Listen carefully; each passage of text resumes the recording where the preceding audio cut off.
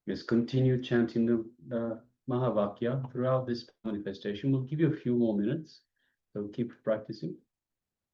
Om Nithyananda Paramashivoham. Om Nithyananda Paramashivoham. Om Nithyananda Paramashivoham. Om Nithyananda Paramashivoham. Om Nithyananda Paramashivoham. Om Nithyananda Paramashivoham. Om Nithyananda Paramashivoham. Om Nithyananda Paramashivoham. Om Nithyananda Paramashivoham. Om Nithyananda Paramashivoham. Om Nithyananda Paramashivoham. Yes. So now take a moment and share with us how you went for this vow manifestation. Were you able to roll the coconut? Were you able to move it in your palm? So please go ahead and share. And understand, by manifesting the same time as we are manifesting these powers, we entangle with you, so that way you get to perform these power manifestations as well in an easier way. So see, there are mirror neurons in our brains. By seeing what someone is doing, we entangle with that person, we entangle with the consciousness that is being manifested, and our brain mirrors that it sees without actually having to take part. But of course, in this power manifestation, you are taking part, you are doing. So just by seeing others do, you understand that it is a possibility in you, and you tap into that consciousness, and you simply go with it, you go along with it. You get like you are being swept by a wave, you get onto that wave and get carried along. So it's very important when the acharyas are performing the power manifestation that that you do the power manifestations along, and help you to help you along with these power manifestations, to help you push you along in these power manifestations. Yes, so you can keep sharing. If you are still sharing, please continue to do so. Your experience of the power manifestation, how you went through the power manifestation. So with this, now we'll be entering into the next, which is going to be on the Swadhisthana Chakra. So today, as we are going through each of the 7 chakras, starting from the Muladhara Chakra, we had revelation by Swamiji on this Muladhara Chakra. We worked on the inner image, outer image, to align ourselves to the peak potential. We had a meditation, the Duhka Harana meditation, to removal of the suffering, so that bliss flowers in us. Now we're moving up. The next is going to be Swadhisthana Chakra. Swadhisthana Chakra is 2 inches below the navel center. So will be Swadhisthana Chakra is blocked by the fears. Whether it is your small fear, whether it is big fear, all fears are the fear of death. And Swami shares that actually every day, on an average, we get 6 fear strokes every day. What will happen to our nervous system if we get 6 fear strokes every day? That's why it's important to work on the Swadhisthana Chakra. So any fears that you have, make sure that you are listening, cognizing, understanding what Swamiji is revealing to it, and Swamiji will be guiding us through a meditation as well, the Nirbhaya meditation. So let's come to this phase of listening as we enter into this Swadhisthana Chakra revelation by the Supreme Pontiff of Hinduism, Bhagavan Sri Nithyananda Paramashivoham.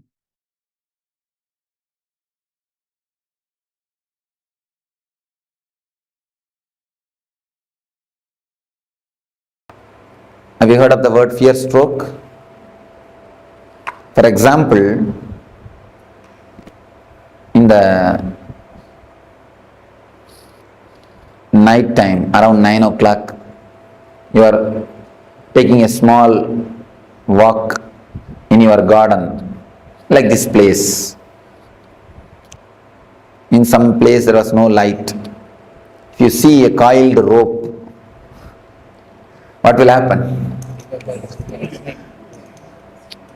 And the moment you feel it is a snake, you get a shock.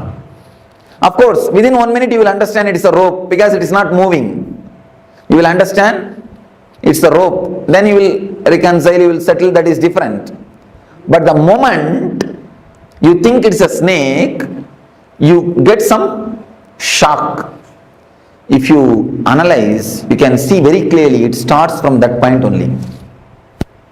From Swadhisthana only the shock will start.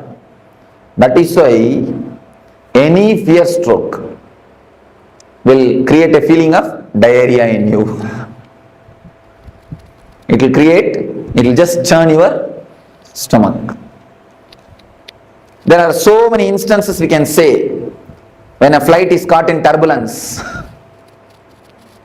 You get the fear stroke. When the lift stops in between, you get the fear stroke. Many more instances you can tell. Come up with some more instances from your life. When cell phone rings midnight, 12 o'clock. Brake failure. See, mind, because of long time thinking, it gets its own intelligence to survive. It plans anything which is harmful for mind. If it is proposed for you, immediately you get some reason, some logic to avoid it. So it tries its best to escape. That is why many people, I have seen many people, especially in the West, in the East people are not afraid, many people in the West, the moment they see me, they tell me, Swamiji, when I saw you, I felt so joyful, so pleasant, but from inside my being, from some corner, a terrible fear attacked me.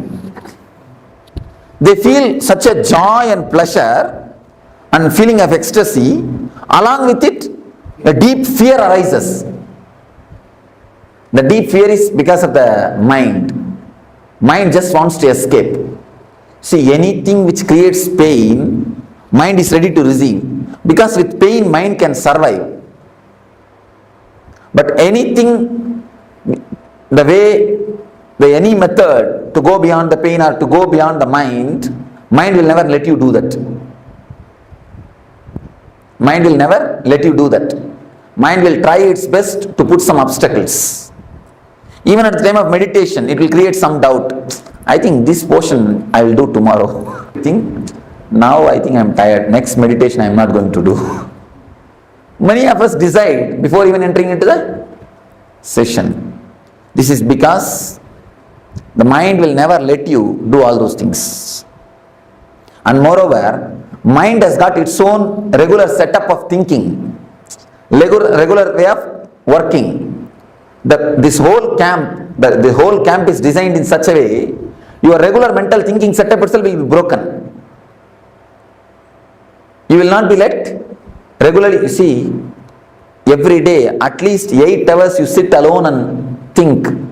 Even if you are working, except the moments which you are talking, you are sitting and talking with yourself. The thinking is going on. The mind is alive. First time in your life, you may be stopping thinking for so many hours. When you listen to me, you cannot think. Your thinking will not be so solid. Not only listening to me, continuously the meditation is going on, different techniques. So the mind will get frightened. Unconscious can predict the danger. Unconscious has got a intelligence or intuition to predict the danger. So if you totally get involved, you will reach a space, the joy or the bliss, where mind cannot pull you down, where you cannot be same old personality. So naturally mind will create enough of problems. I have seen many people coming and telling me, Swamiji, I don't have time at all for meditation. What? I don't know what word to use. Simply cheating themselves. You see, if you say, I can't give so much of preference to meditation, that is okay. But how can you say, I don't have time? Because everybody has got only 24 hours. It is your priorities. For what you want to give priority. For money, if you want to give priority for money, you spend all your time in working. If you want to give priority to the family relationships, you are just continuously around them. You take them out, you spend time with them, you sit and chat with them, like this. For what you want to give priority? Only for that, you work. So if you really want to give priority for your life, for your joys, for your bliss, for the real energy, naturally you will find time for meditation. So if you say, I don't find time for meditation, it means two things. Either you have not understood the importance of meditation, or you don't feel like giving priority to the meditation. Any moment of fear stroke in your life?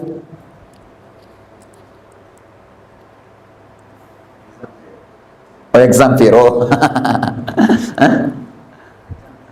Okay. Even exam is a fear, not fear stroke. Interview is a fear stroke.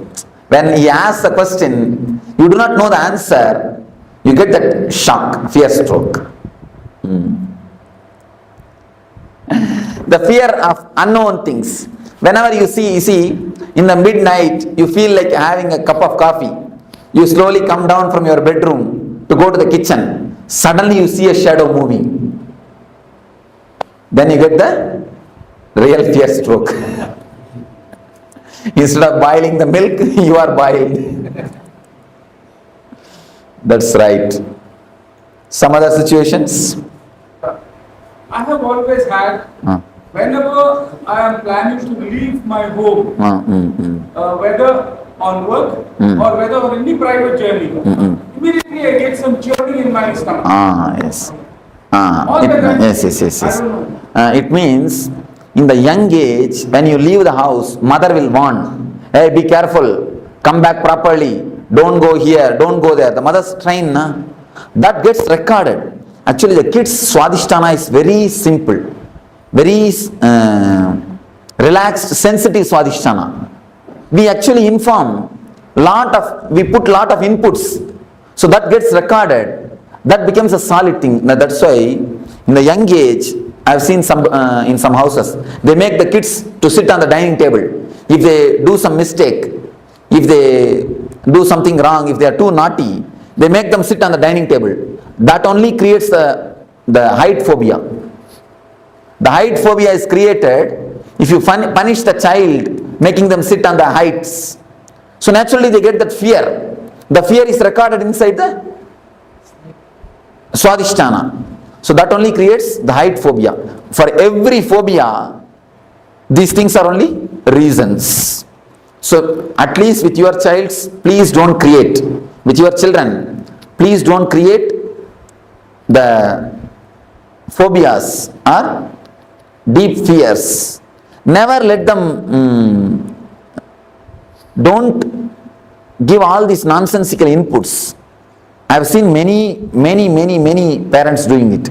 See, you may catch cold if you move in the rain. Never think children also will do the same thing. Children have got their own strong immune system. It is you who teach them. Don't go in the rain, you will catch cold. Don't go here, don't go there. This will happen, that will happen. Don't eat ice cream. All these things are your teachings. By teaching all these things, you make them dull. Once they have become dull, buffalo, then we feel comfortable. Yes. We have created our we have reproduced. Or we created replicas. Never create this type of strong imprints, samskaras in the kids' mind. And if the kids are jumping around, if they whirl, if they spin, immediately you tell them, hey, keep quiet, sit, you will hit this wall, you will get hurt. I tell you, if they get hurt, be prepared to do the first aid. Never stop them. If they try to climb on a tree, don't pull them down. Just be prepared to do first aid. And just be there. Even if they fall, you can catch them. Never try to disturb them. Never try to pull them down. In the West I saw, in the beaches, kids simply enter into the ocean and play. Parents are just waiting to take care of them, that's all. They never go and disturb them. And in India we cannot even imagine. I think they will put practically a chain and hold them. Except like a dog, except putting chain, they have done everything else. Don't do that. These are the reasons, these are the things which create very dull or a dead life system. These are the few things of fear stroke. We can very clearly feel the love is felt from the heart. The worry and the depression is felt from the stomach, navel. The fear stroke is felt from the swadhisthana. Sex is felt from the mooladhara. In every layer, you can see exactly the emotion being felt in those chakras. Let me explain the fear stroke. 3 things you need to understand about the fear stroke. Average in 24 hours. And one more thing, you all have forgotten, you get fear stroke in dreams also. Even in the dream states, you get fear strokes. And suddenly you get up and you will see your heart rate is high and you are sweating. As if you've fallen from a height. Yes, you have fallen from a height and you get up, you see fallen from a height and many things. So even in the dream, you get the fear stroke. Average, at least 6 times you get fear strokes every 24 hours. Every 24 hours, at least 6 fear strokes. You may think it looks too much. But the people who do research on this, they say average at least 6 fear strokes you get. They say maximum even 12 people get even 12 strokes per day. Minimum 6 strokes. One thing you need to understand, fear stroke is just like shaking a rose plant. There's a rose plant. Every day, 6 times if you shake the root of the rose plant, what will happen? Plant will die and the whole flowers will wither out. Just like that only, the same effect happens on you. Fear stroke does the same effect on you. Your whole nervous system is just shaken for one moment. You see, after 2 minutes you understand it is a rope, it is not a snake, by torch, or because it is not moving, you understand. You settle down, that is different. But the moment you get the shock, that's like almost like electric shock, and especially the strong fear strokes, you can feel almost like electric shock only. Your whole body is just shaken. The fear strokes shakes your whole nervous system. First thing, at least 6 fear strokes you get in 24 hours. Second thing, it damages tremendously your immune system. Your immune system is just shaken. Third thing, your lifespan is reduced due to fear stroke. Never think you are afraid of death. You die because you are afraid. We always think we are afraid of death But understand now, scientists are proving you die because of fear. Your fear brings the death more closer. There is a beautiful Sanskrit saying, a man who is courageous dies only once. Man who is coward dies every day. The fear stroke only is called death of every day. Every day you die. Every fear stroke is a death. And in death, you will have only one fear stroke and leave. That's all over. But in the covered life, in this type of lifestyle, every moment you get the fear stroke. Every moment you are dying. So, the fear stroke is simply an enemy for your life. Simple enemy, a direct enemy for your life. We all know that now the fear stroke is enemy. How to deal with it? What has to be done?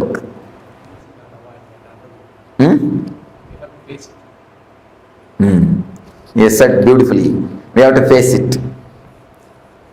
There is a Upanishad called Kathopanishad in Vedanta which deals on the death fear. There is a beautiful idea. You need to face the fear. You need to face the fear. What is exactly fear? Let us analyze. What is your subjective feeling of fear? Let us reduce everything to words. Don't say, I cannot explain, I cannot express. It's an emotion which paralyzes all thinking. Yes, Scott, beautifully. Then?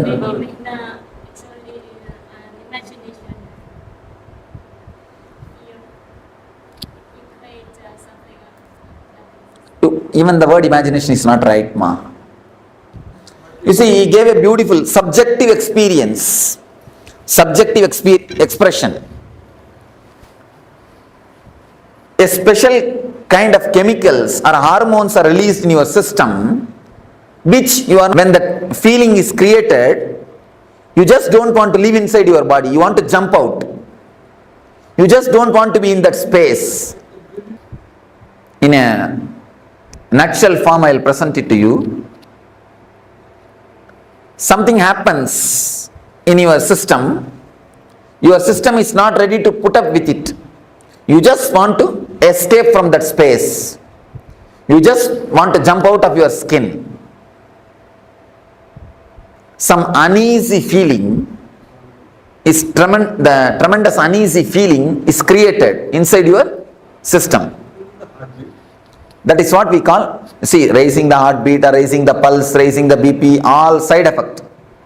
Basically, an uneasy feeling is created which is not letting you to stay in your body comfortably, which is not letting you to stay in your space comfortably. That is what is fear. What is the exact way to face it? Upanishad says, create the same space consciously and face it. When you create the same space, same hormonal changes, same BP, same heartbeat rate and same pulse rate, same uneasiness, create them consciously and face them. Once you create them consciously and face them, your consciousness gets a deep strength. Even if it happens unconsciously, you will be ready, you will not lose your balance. It's like if you had a deep foundation, even a flood cannot take away your building. If your foundation is not deep, if you have that type of foundation, even a small fear stroke can imbalance you, can put you off. If you have a deep foundation, if you have worked on your fears, if you have a deepest consciousness, Even the unconscious strokes can never touch you. Even the unconscious strokes can never touch you. Swadhisthana is the master of paralysis.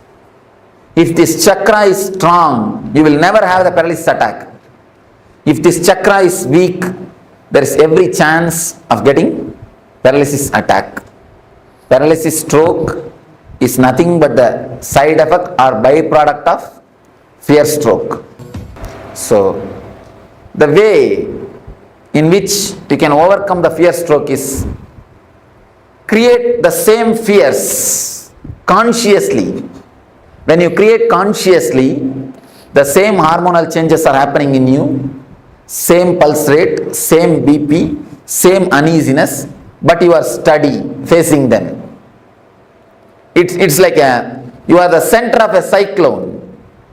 A big cyclone is happening around you, but the center is always calm and relaxed. Even in the tornadoes, any of you have seen the tornado clippings? Even in the center of the tornado, there will be a space where a total silence exists. Total silence is existing. So, if you create a conscious tornado in you, your awareness will be a center. Once you face the fears, once you go to the deepest layers of your fears, then even if the adrenaline release happens, even if the same sufferings are pressurizing you, even if the same heartbeat increasing or the same BP level, same pulse rate, even if the same thing happens, you will not lose your balance. You will not be imbalanced. Please understand. Any of you, if you don't understand this concept, this idea, you are welcome to question me. Because based on this idea only the whole meditation is going to happen. How much you understand this idea, that much only you will be able to meditate. If you have any question, please crisscross me. Innumerable situation fear stroke can strike. You said that consciously create so many situations like that. You put a right question. All the innumerable situations can be brought under 4 classifications. You have the 4 layers of fear. Is fear of losing some part of your body in accident or through some fatal disease like cancer, all those things. This is a second layer of fear. The third layer of fear is fear of losing your near and dear ones, your loved ones. Fear of losing them or losing love from them. Losing them physically or losing love from them. This is a third layer of fear. The fourth is fear of the unknown, fear of your own death or fear of God, fear of the ghost, fear of unknown. It's the fourth layer. These are the 4 major layers of fear. If you think there is some more fears, then these 4 layers, you can tell me. If we work just on these 4 layers, that is more than enough to reduce the quality and quantity of fear strokes. Any other layers? Any other fears? Somebody asked me, in America, just like this I was telling, somebody asked me, Swamiji, I am afraid of marrying. Under what layer the fear of marriage comes? What is the layer under which the marriage comes? I told them, marriage comes under all the 4 layers. First thing is the fear of losing the status. A small story. Once in the forest, marriage between lion and lioness was happening. Because the marriage was lion's marriage, the whole forest gathered for celebration. Monkey is playing some instrument and fox is playing some instrument. Everybody is playing some instrument and celebrating. Big celebration is going on. Suddenly, a rat jumped in the stage. The center of the stage, it started dancing. The rat started dancing. One lion came and caught the rat and told, hey, it's a lion's marriage. What courage you will have to come and dance here? Fool, who are you to come and dance here?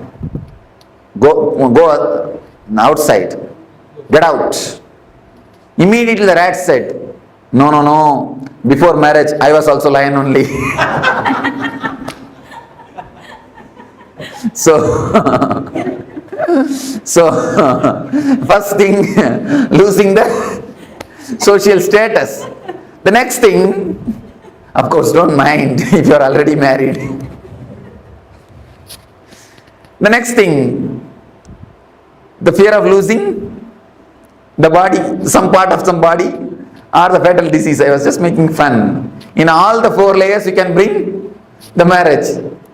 Fear of unknown and fear of losing the love. All the 4 layers can happen due to marriage. Anyhow, any other? Fear of expression. Fear of expression, social status. You are afraid that you may fool, you are a fool. You may prove you are a fool. Afraid of being called as a fool. My brother-in-law passed away by accident. Eldest son. While I was sleeping, I know there's somebody coming because the bed is facing the door. So while I'm sleeping, I know somebody is coming. I moved myself. Then why is my brother-in-law? And he's already died. Why he can speak to me now? That makes me very fierce and started to shiver. I just run away from the room. Actually, till the 16th day, the hangover will be there. That is why we are expected to keep that place separate and expected to do that regular shraddha and all those rituals to give a send-off, peaceful send-off. Emotionally, when you relax, when you let go them, only then they can carry on their life. Emotionally, when you let go, only then they can let go. They will be able to let go the whole thing. I normally conduct Puja in the morning. Now takes that seems a lot of time. Not able to come out of it. Is it the right thing? No, it's a wrong thing. Anything done with a fear cannot be spirituality. That is why I always tell people, never take up Nitya Puja.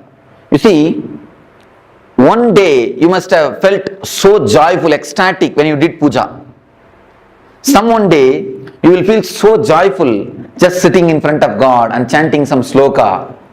Because of that joy, you become greedy of it. Then you start possessing. Yes. You wanted to do the same thing every day, but the same feeling will not be there every day. But the fear is there. The fear will start coming. Oh, if I drop one day, what will happen? Will God mistake me? Exactly. Be very clear, God is not waiting for your milk or fruit. He has got enough of work. First thing, and next thing, because you have the fear, first you must come out of it. Simply drop the puja. Don't bother about it. Simply drop it. Face the fear. And I assure you, nothing wrong will happen.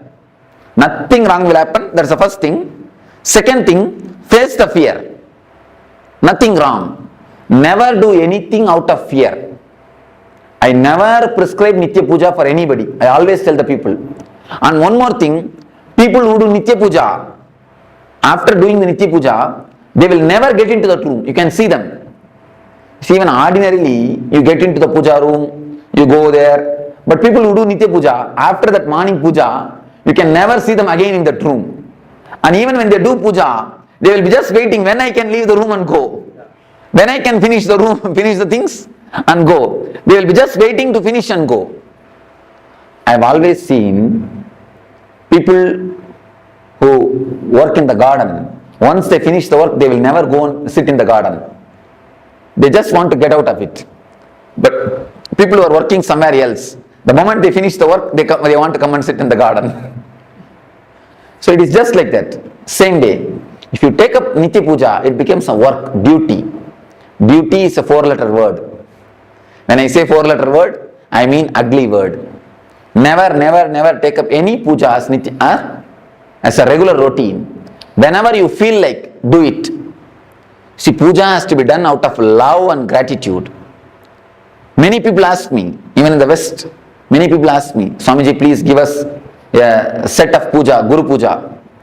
We want to do every day, do puja to you. do the Guru Puja.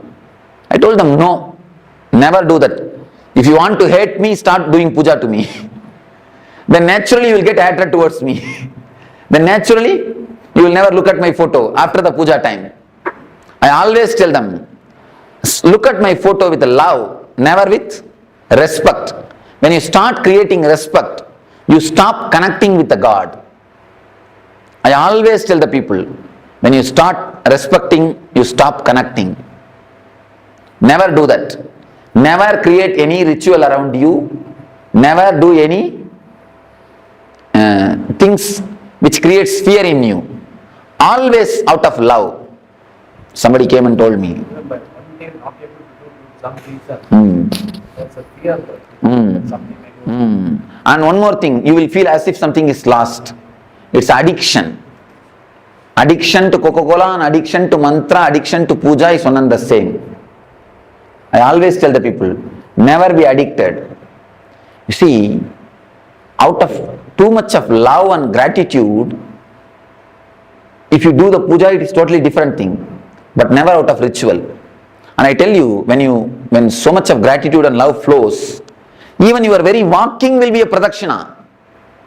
Your eating will be offering nevedya. Your thinking will be just a japa. Even your sleep will be a meditation. There is a beautiful sloka by Shankara. Even my nidra is samadhi, meditation on you. Even my walking is a pradakshina for you. Even my words are archana for you. Even my eating is a nevedya for you. When you live with a love and gratitude, you live like a flower on the planet Earth. That is the status, that is the state in which real puja happens. Don't do it, that's all. Why do you bother? Huh? What is this? Why should you feel guilt? One thing, if you think the God will punish you if you don't do puja, why should we worship him at all? Pull down, he is not God, it means. If he accepts you, whether you do it or not, only then he is God. You understand? Only then he is a compassion. Only then he is a love. He will accept when you do it, he will not accept when you don't do, means he is more or less a politician. And pull him down from his seat. One thing, remembering him will be always with love. Then you will not have the fear. If it's a ritual, you will have a fear. Be very clear about the things. Be very clear, analyze yourself. If it is out of fear, drop today itself. This moment itself, drop it. If it is out of love and gratitude, you can do it. I always tell people, no intelligent man can do any practice more than 21 days. It's a law. If you are an intelligent man, you cannot do any practice. Practice means this type of rituals. Of course, meditation you will be able to do. That is different. Any kind of ritual cannot be done more than 21 days. If you do it, it will become a dull, dead thing. The moment you enter, you will be waiting when I will leave, finish it and go out. That is it. Rama, Krishna, by the time you finish the 108 Nama, only Nama will be there, nothing else will be there. What is the significance of this 21? Last time on the previous class of 21 hours. 21, every 21 minutes, your energy does one full circle. In every 21 hours, your energy moves through all these 7 emotions.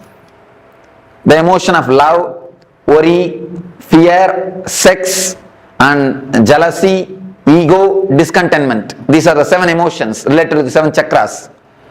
Your mind at least goes once and comes out throughout the 7 emotions in every 21 hours. That's one thing. In every 21 days, at least 3 days you fall in every one of these emotions. That is why the 21 is a very significant number. In every 21 minutes, at least one thought related to these emotions come in your mind. If you can test it.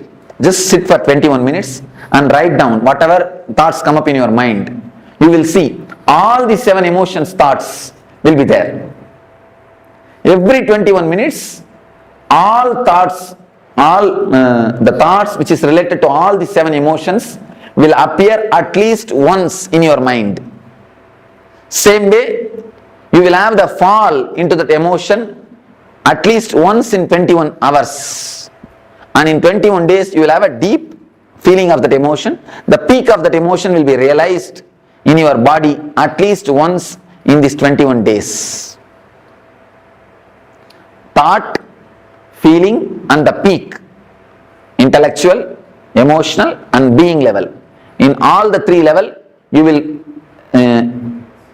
enjoy or you will experience these 7 emotions at least once. In intellectual level, 21 minutes. In emotional level, 21 hours. In being level, 21 days. That is why the 21.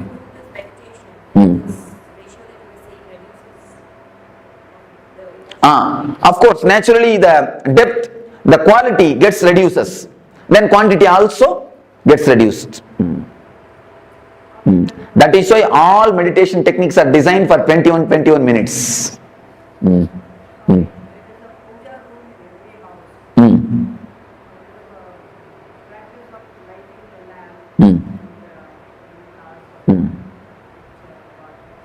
Make it as a small ritual. When you feel emotional, that day you sit and do it casually, relaxed, wait 2-3 hours. When you don't feel, do it as a 2-3 minutes ritual and finish it and go. Over. Or take turns. Tell somebody else, if you are feeling, today let them go and do, that's all. Even that is to satisfy the mind. Even that is also to satisfy the mind only. If you ask me honestly, I will tell you drop even that. Don't bother about it even. Don't even bother about that. Is it only for partners or even for the future? Generally our life. You see, when you imagine about the future, you alter your life. When you imagine about partner, you alter her life. If it alters your life, it is welcome. It's a vision. Only in that way you grow. If it alters somebody else's life, it's an imagination. Don't do that. Alter your life, okay, but never try to alter others' life. This is the difference. Bhavana, Kalpana. Bhavana means vision, visualizing. Kalpana means imagination. So do visualization, never imagination. So visualization, what I have seen with experiences, they are contradictory visualization. Okay. You see, whenever the vision is not same, work on the visualization, work on any one visualization. If you think as yourself as a cricketer, start working towards it. If you think yourself as an actor, start working towards it. When you start working, someone will drop automatically. Then you will understand for which you need to give importance. In 1 or 2 steps itself you will understand which is going to suit with in your life. Then naturally the other one will drop. But never drop any visualization without working on it. Because you will have hangover. If you drop that visualization, if you drop the idea of being an actor without trying to work towards it, at least take 1 step towards some producer's house. Then if you feel, no, this is not for me, it is difficult, then you drop. You will not have a hangover. If you drop without having any steps taken towards it, you will have a hangover. So start taking steps. Naturally, whatever is not for you will drop. Not that you need to drop it, that will drop you. Naturally, you can go ahead in the steps which you need to go. So visualization for the positive aspect is so good. Right. Sometimes the mind thinks other aspect also negative. You get into the trap of negative. Sometimes negative. That is called unconscious visualization. Meditation is the only solution for unconscious visualization. Otherwise, the unconscious visualization is nothing less than a poison. It is a simple poison which will kill your life. See, with poison only your body will be destroyed. With unconscious visualization, your lives after lives will be destroyed. You will carry this unconscious visualization everywhere. So drop the unconscious visualization. That is a just poison. Avoid that and Meditation and bringing more consciousness to your thinking setup. See, if you meditate just 21 minutes per day, the whole 21 hour will be flooded with awareness. Will be flooded with awareness. So don't miss at least 21 minutes of meditation. Every 21 hour, at least 21 minutes allot for meditation. Then you will see, because in every 21 minutes, you come up with one full circle. If one circle is filled with consciousness, it will have an impact on the whole day circles, on the whole day energies. So naturally the awareness will improve. When the awareness improves, the unconscious visualizations will disappear. You see, chanting of mantras makes you only unconscious. It never helps you. It makes you only forget. Chanting of mantra is like a painkiller. Painkiller only makes you forget the pain, not that it heals the pain. This meditation will heal the pain. It will heal the very symptom itself. So now, don't miss this meditation. Do it totally. Then you will see the symptom itself is healed. And you can do this meditation even in the house. By sitting. Don't do it by lying. By sitting you can do it. Now, any one meditation technique if you practice, that is enough. Which is suitable for you, tomorrow I will answer. Tomorrow in Energy Darshan, every one of you can take advice from me. I will see the energy of every one of you and you can take the right technique. That one technique if you practice, that is enough. Please don't start practicing all the 7. That will become an Aramba Suratva. I have seen many people. In starting they start doing everything. Except cooking they do everything. If you do all the 7, where is the time for cooking in the house? Then after 2 days, no, this is not for me. So don't do that. Take up one meditation and do it sincerely every day. Meditations you will not feel bored. Meditations are not rituals. So do one meditation every day. That's enough. Of course, if you feel, you see, for some people I give 2 meditation. For that type of people, morning one, evening one. For some people I give only one meditation. If you receive only one technique, you can do twice. If you receive 2 technique, do it only once. Because I see the chakras. If some chakra is damaged, I give them the meditation technique. If some chakra needs more help, I give them that technique. How do you know that chakras are open? The very feeling of lightness and the bliss, that itself is the symptom. Cleansing the chakra, only I ask us to meditate, but we are not doing how to meditate. Just concentrate on the region. Don't meditate, don't imagine any flower or any chakra or anything. If you start imagining, you will start seeing visions. You will not have the experience. So I don't want you to see visions. I want you to experience the maturity, the emotions. So best thing is just concentrate there. I'm getting some golden light. If it automatically happens, okay. Don't do it by yourself. So we shall start the meditation. Please sit straight. Let me explain. Sit straight. And now I think you can close your eyes and listen. If you just listen, that's enough. Then when I start the meditation, I'll guide you. If you are not able to sit, no need to tie the ribbon. If you are not able to sit on the ground, you can sit on the chair, nothing wrong. But sit straight and close your eyes.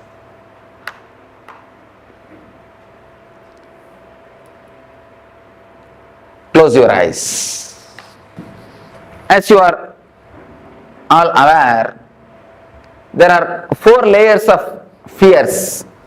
First thing is fear of losing the wealth, comforts and social status. Next thing, fear of losing some parts of your body or fatal diseases or accidents. Third thing, fear of losing the near and dear ones, the loved ones.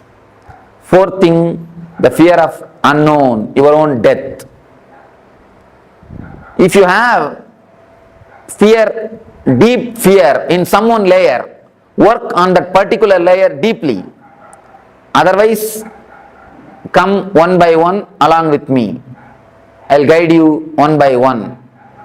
First, if you have the fear of losing the wealth, visualize as if you have lost it. Imagine really you have lost it. You don't have it.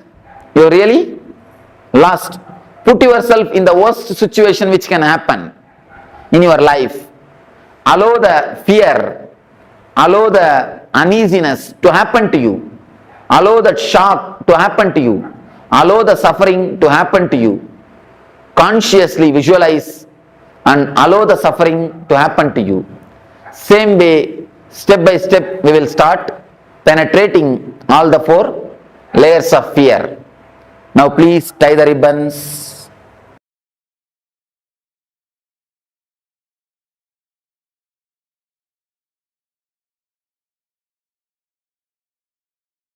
Understand, your system undergoes a hormonal change or chemical change which you are not able to bear. Once you know how to be centered, even when that happens, you can open the Swadhisthana. You can manage the situation. You will be centered even when the fear stroke happens to you. The quality and the quantity of the fear stroke will disappear. Many people after doing this meditation, they come and tell me, Swamiji, the total fear stroke itself has disappeared in my life.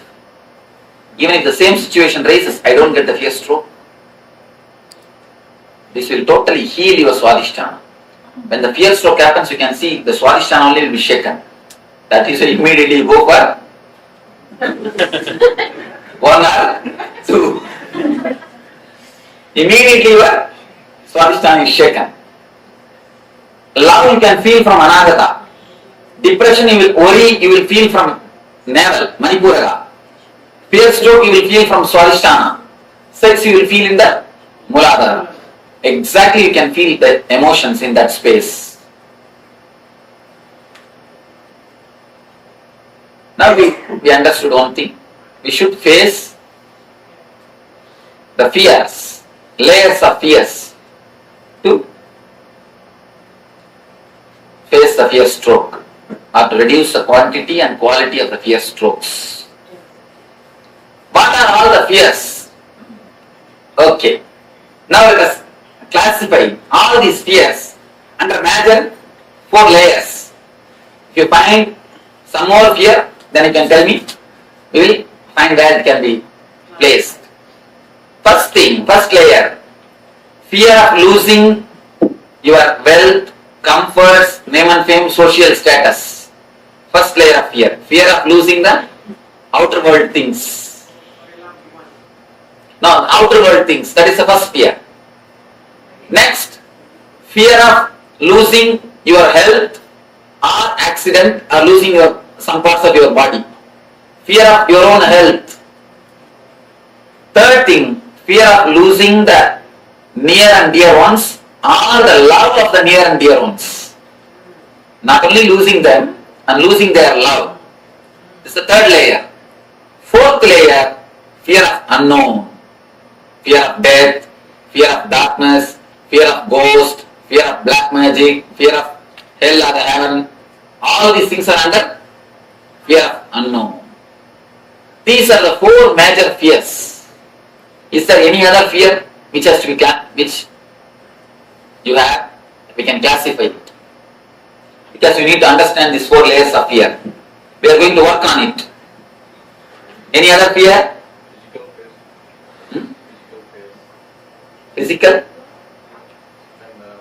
We heard, but I didn't have an experience. But when the rape and something happened, and that is the first thing. You see, if you bother about the name and fame, it comes under first category. If you bother about the personal pain, second category. What about fear of being afraid? Fear of being? Afraid. Yes. Fear of fear.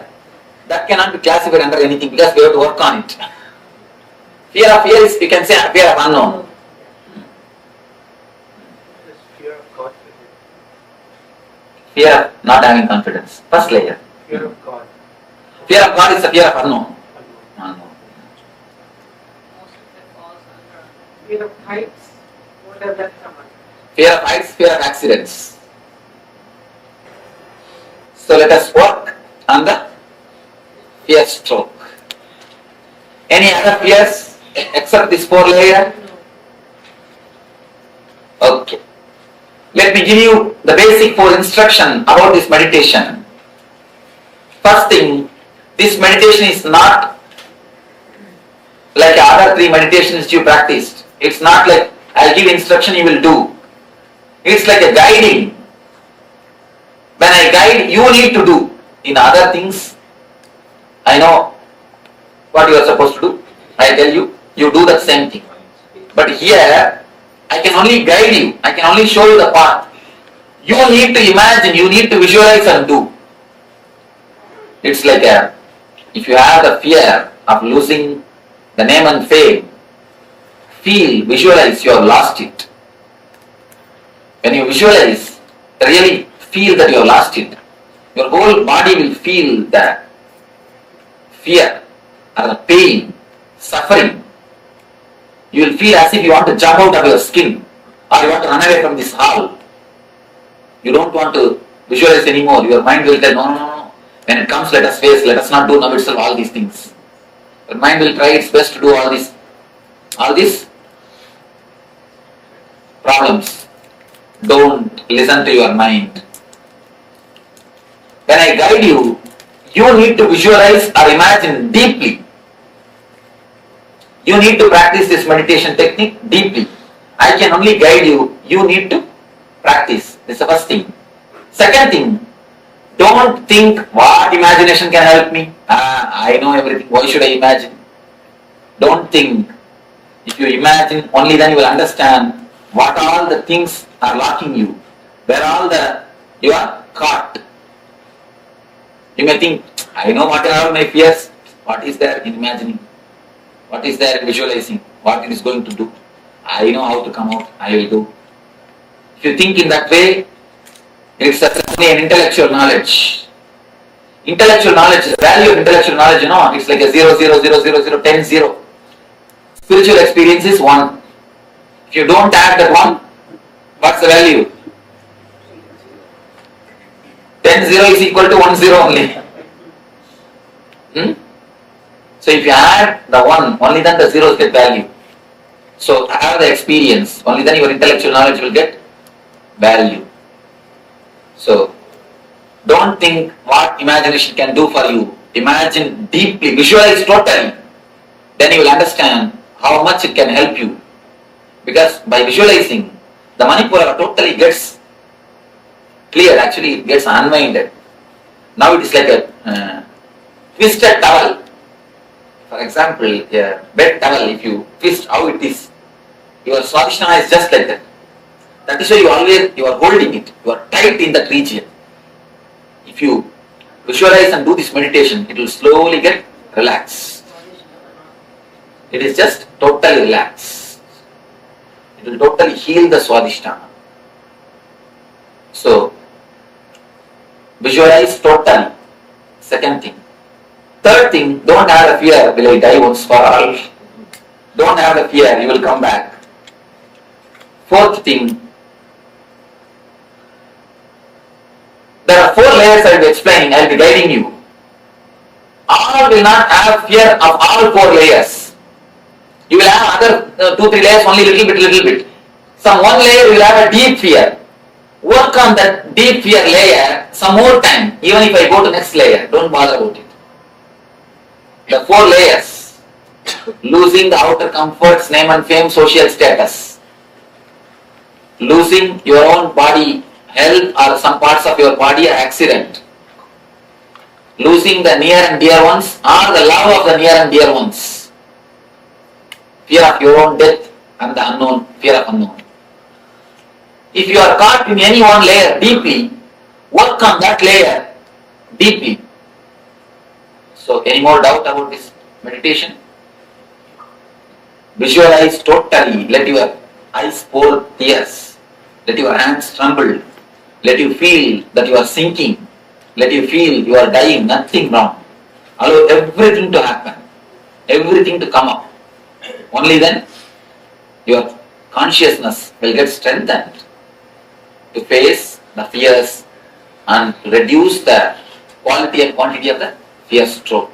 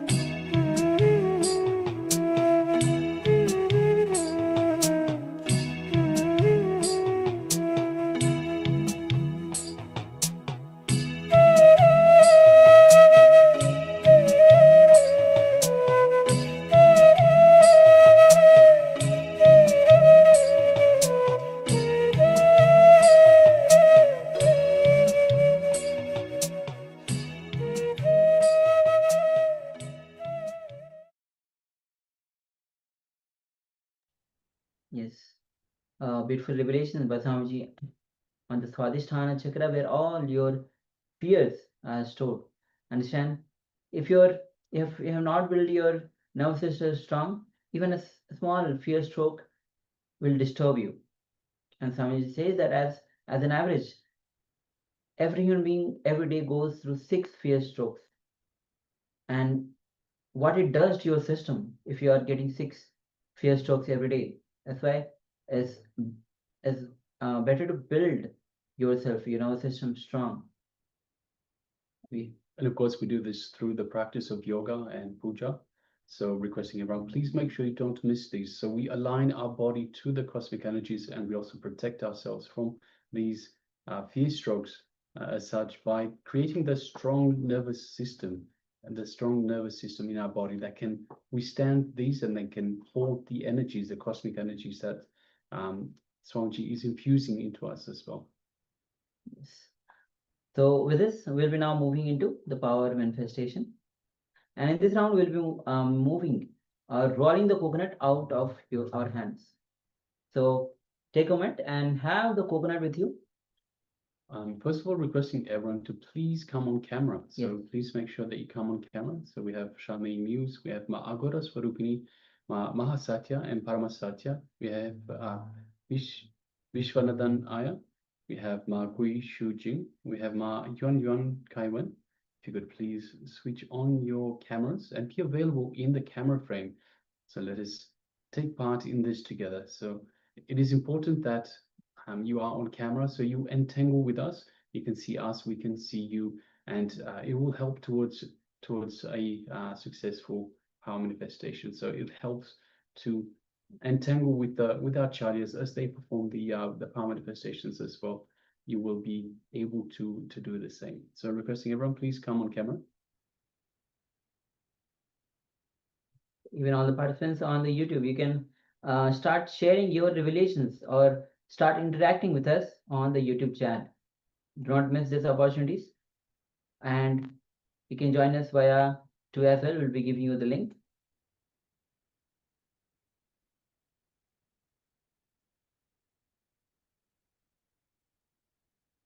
So once again, reminder to everybody, please switch on your cameras. Please be available in the camera.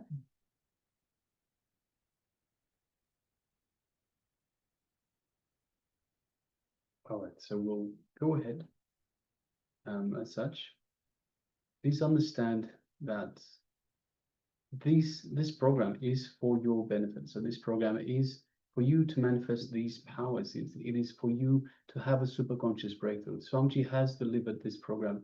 Understand this program has been released for, has been made available for people for thousands of dollars. It has costed people thousands of dollars to attend these programs. Swamiji has made this free for you. So you have the opportunity to take these programs at no cost for yourself, but that doesn't mean that it has no value. It has so much value. Understand, it was being released, promoted for something around the $6,000 mark. That is a lot of money. So people were paying $6,000 to take part in what you are taking part in for free. So that is the value, the real value of the program. And this was many years ago that it was first released.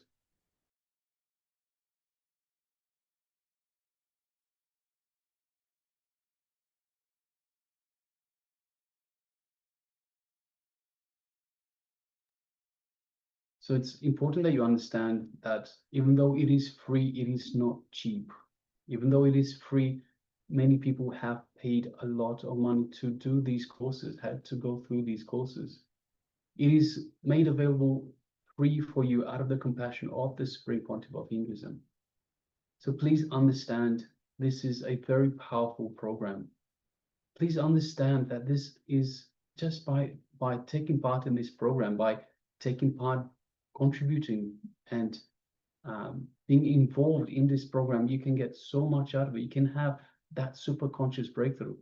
See, understand, we are divine beings having a human experience. We're not humans having a divine experience. So please understand this, cognize this clearly.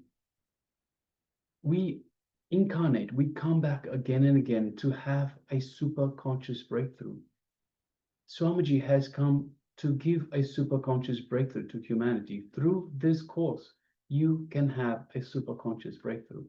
This is why Swamiji has delivered this program for you at no cost. So you can also have a super conscious breakthrough. Swamiji has done his part. You need to do your part for yourself. You need to take part in these power manifestations, in this program, in every activity, meditation, and all the revelations by the Supreme Pontiff of Hinduism. Understand, without your participation, you will not get any benefit from it. So requesting everyone, please make sure that you take part in these for yourself. You're not doing it for me, you're not doing it for Swamiji.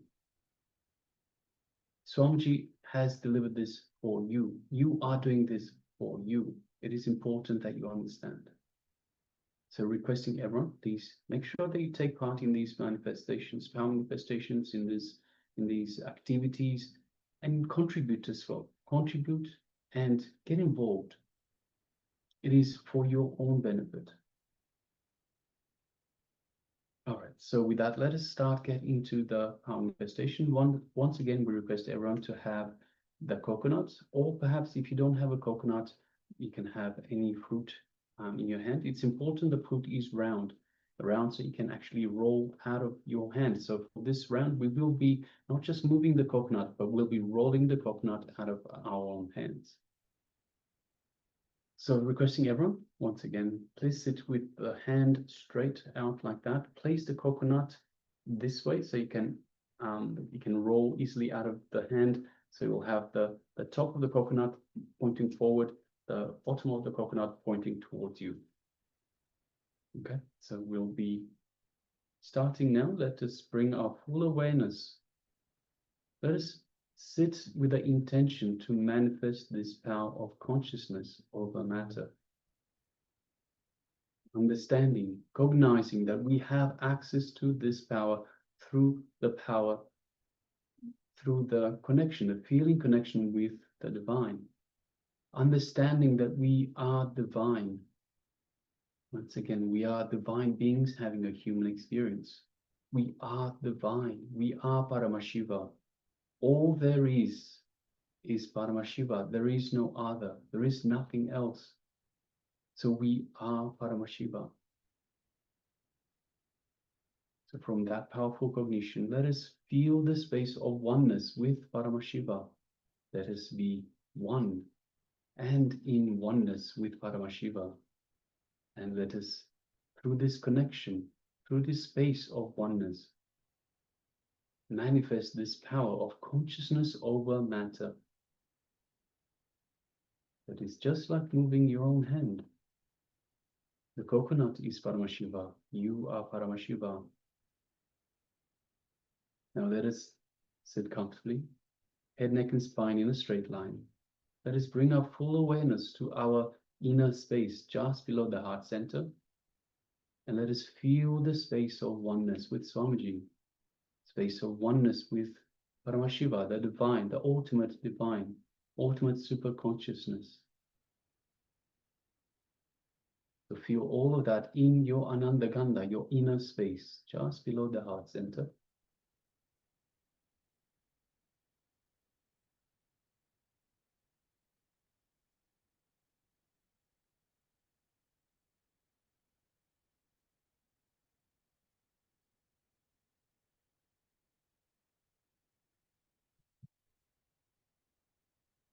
Now let us shift our awareness to our third eye, just between the eyebrows. Let us visualize Swamiji in our third eye. And let us gaze through our third eye into Swamiji's third eye. So keeping the two physical eyes closed, let us visualize we are looking through the third eye, gazing just lightly. Don't concentrate, don't strain yourself. Just gaze the way you would gaze at a flower into Swamiji's third eye. You will feel an energetic connection coming from the Master's third eye to your third eye. Just feel that connection.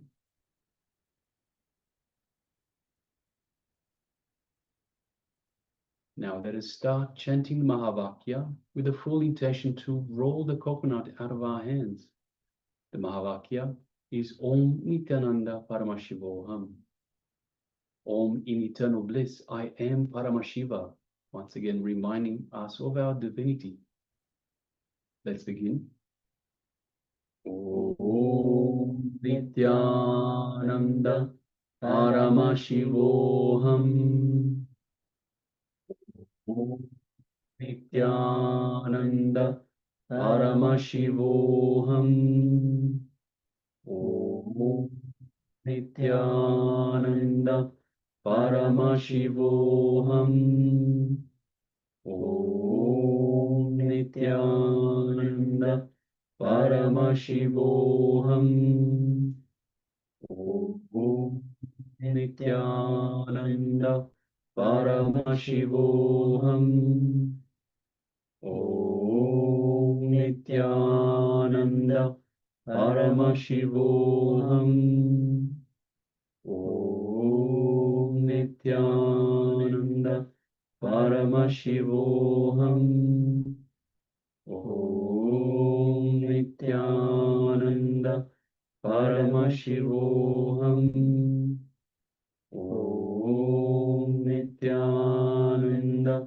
Paramashivoham. Om Nithyananda Paramashivoham.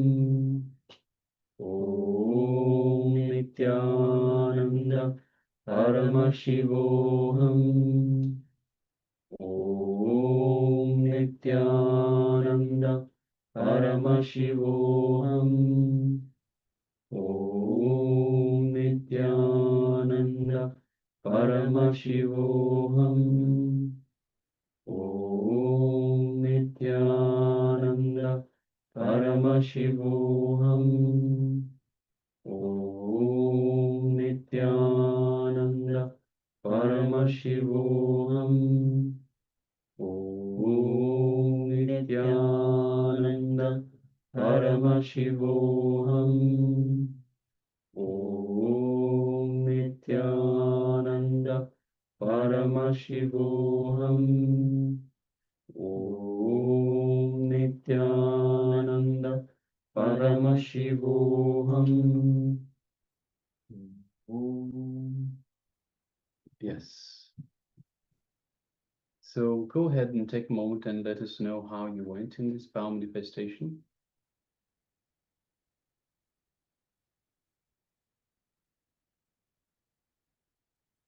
Let us know whether you have taken part in this power manifestation.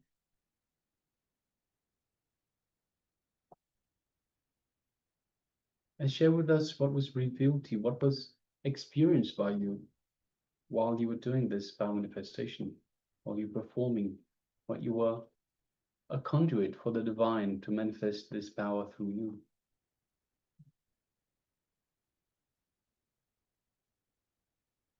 So you can go ahead and let us know in the chat. Meanwhile, we will get ready for the next segment in our program for today. Yes. Now, previously, Swamiji revealed on the Swadhisthana Chakra, the Muladhara Chakra, Swadhisthana Chakra.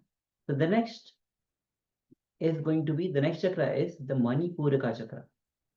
So the Manipuraka Chakra is at the navel center. And it is the chakra where all your worries, whether you have any small worries, day-to-day worries, to big worries, every worries are stored in this Manipuraka Chakra, this chakra which is at the navel center. Only when the Manipuraka Chakra, when you go beyond the worries, the Manipuraka Chakra gets awakened. So let's come to the phase of listening as we enter into this revelation by Swamiji.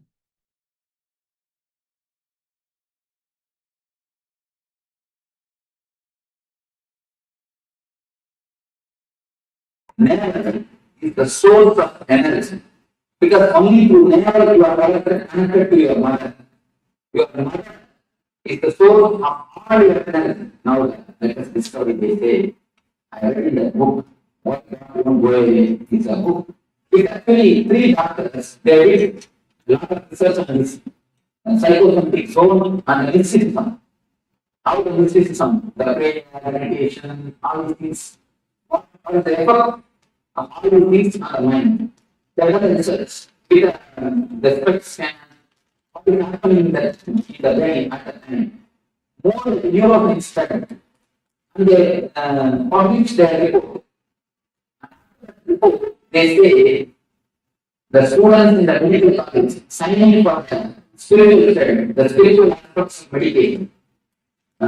Spiritual meditations. What is the meditation, the other healing systems, alternative therapies, all these things, the study, the signing for before this book, the signing rate is 10%. After this book, they say 80%. The signing rate, 80%. But a tremendous new opening is done by 2 doctors, but very powerful and very critical study. Very critical study. And in the study they reported the mother, she may be in India and child may be in America. But if a mother falls sick, that works on the brain of the child. No connection. There is no need that the child should be informed. The mother is sick. Simply it shows in the neural system, the brain system of the child. Of course, no proof. We can give an analogy, but it happens. It happens. Are you talking about telepathy or what? No.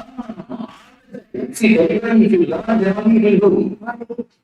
What age? You see, below that. After family, it is individual. Below that, no individual. All this, it is told in the beginning. There are kids who are the immune system strong, they don't get the disease. But when it is immune system is not strong, they get the disease. Even a small fever, what to say, headache, it is immediately responded. Corresponding thing happens to kill. Of course, very hard to believe, very difficult to believe.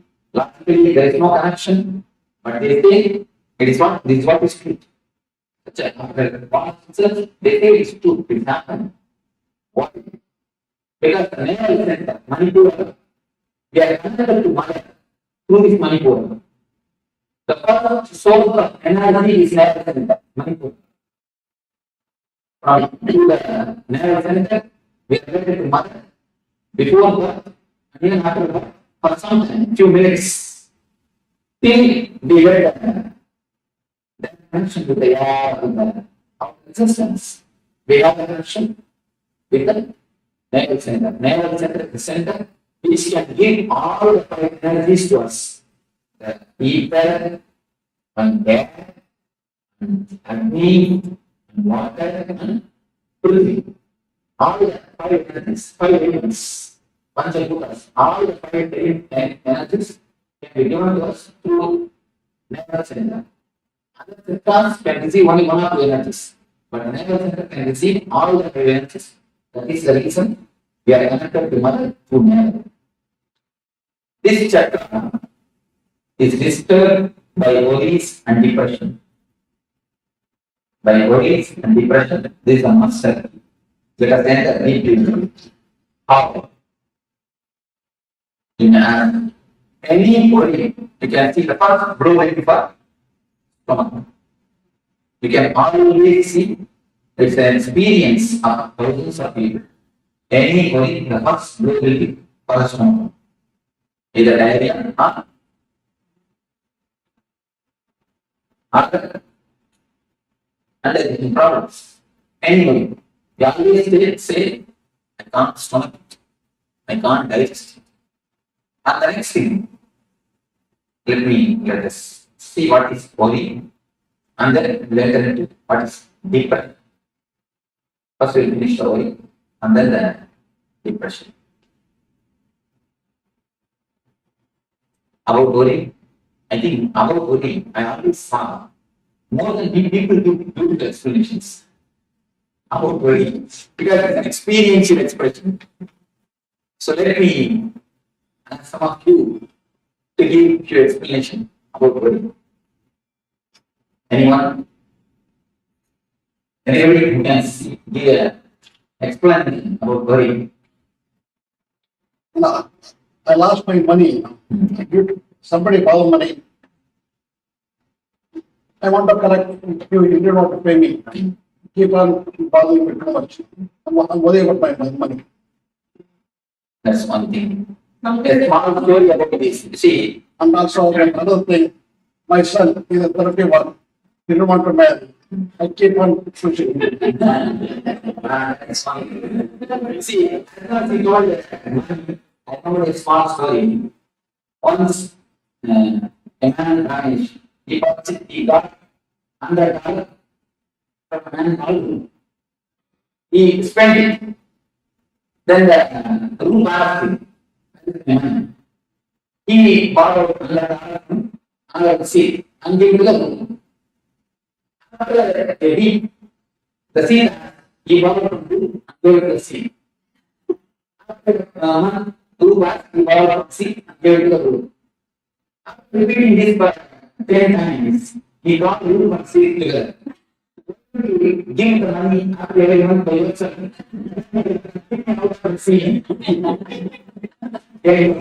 So this is one thing. Something that you keep on thinking about. That's something. And then The thing don't go with you expected. and then anyone, one more, some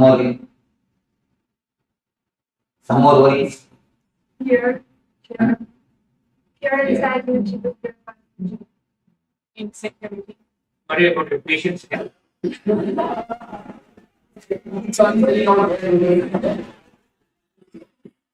see, whatever is said is only the reason for this. Now, what he said is the reason for it. What he said is the cause for it. What is the reason and cause? What is worry itself? Exactly giving the definition. Just give me a clear definition. Any philosopher take a disturbed mind. Okay. The fear of the future which is not there. Okay. Something differently what's happening. You are very philosopher. See different way what is happening also. And nice way of thinking. Then, because 99% of the world is never true. Whatever 1% happens to us always good. Always good. So, The way how you react, things of the attitude. we can react. Anxiety about something. Married, then you will know indeed. If you are not married, then difficult. Don't try. No, I'm telling you, don't try to answer the worry. I'm not telling you. Anyhow, any other philosophical explanation? Apprehension of unknown. Yes. So that's one question. Apprehension of unknown. And here is the good answer. The processing in a wrong way. What is happening outside? The disturbance of your mind, whether real or unreal. Then thinking. Yes, but if you are trying, don't worry. If you don't try it, now she has trying something. I will give you some answer. You are. No. Don't worry. Don't worry. So, Wasted thought energy towards something you haven't. you see, In our system, our mind is simple mechanism. Be very clear. Our mind is simple mechanism. Never think mind has got its own intelligence. No. Mind is a simple mechanism. Intelligence is totally different. Mind as such is simple mechanism. If you are habituated to take a coffee, to have a cup of coffee in the early morning 7 o'clock, every day 7 o'clock, you don't have to look at what you will have a feeling that you want of. When you have the feeling, then you can see it's 7 o'clock already. Just like that, the mind is habituated. Just as the body is habituated for coffee as a routine, mind gets habituated to have a low energy or to have a shrinking feeling in some times and some situations. Whenever the time comes again, whenever the situation comes again, the situation may not be as it has happened in the first time. It may not be exactly the same as it has happened previously. It may be just reminder of the situation, but you will see the same low energy, the same irritation will happen. To reduce the whole thing into more clear terms, you can say, if you take the mind as a computer, the few programs which have been affected by virus is for you. There are few portions of your mind which is affected. It is like a, it will, have you seen a gramophone record? The gramophone record is digital. And it is related. It will repeat the same line. It will repeat the same line. That is, any of you see gramophone record, old gramophone records. It will repeat the same line. It will never go next line. The same line. I went to estate. He was estate. There I saw the gramophone. And tape was repeated. Then tape means what they put inside. Record. That's called record. Scratch because. That's called record. Scratch. And then the song it means the income is 8 paise, expenditures 10 paise. It is not going to the expenditure. It's not going to the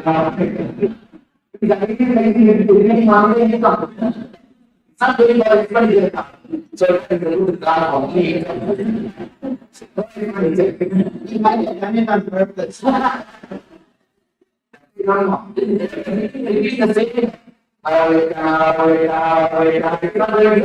Next line. So, so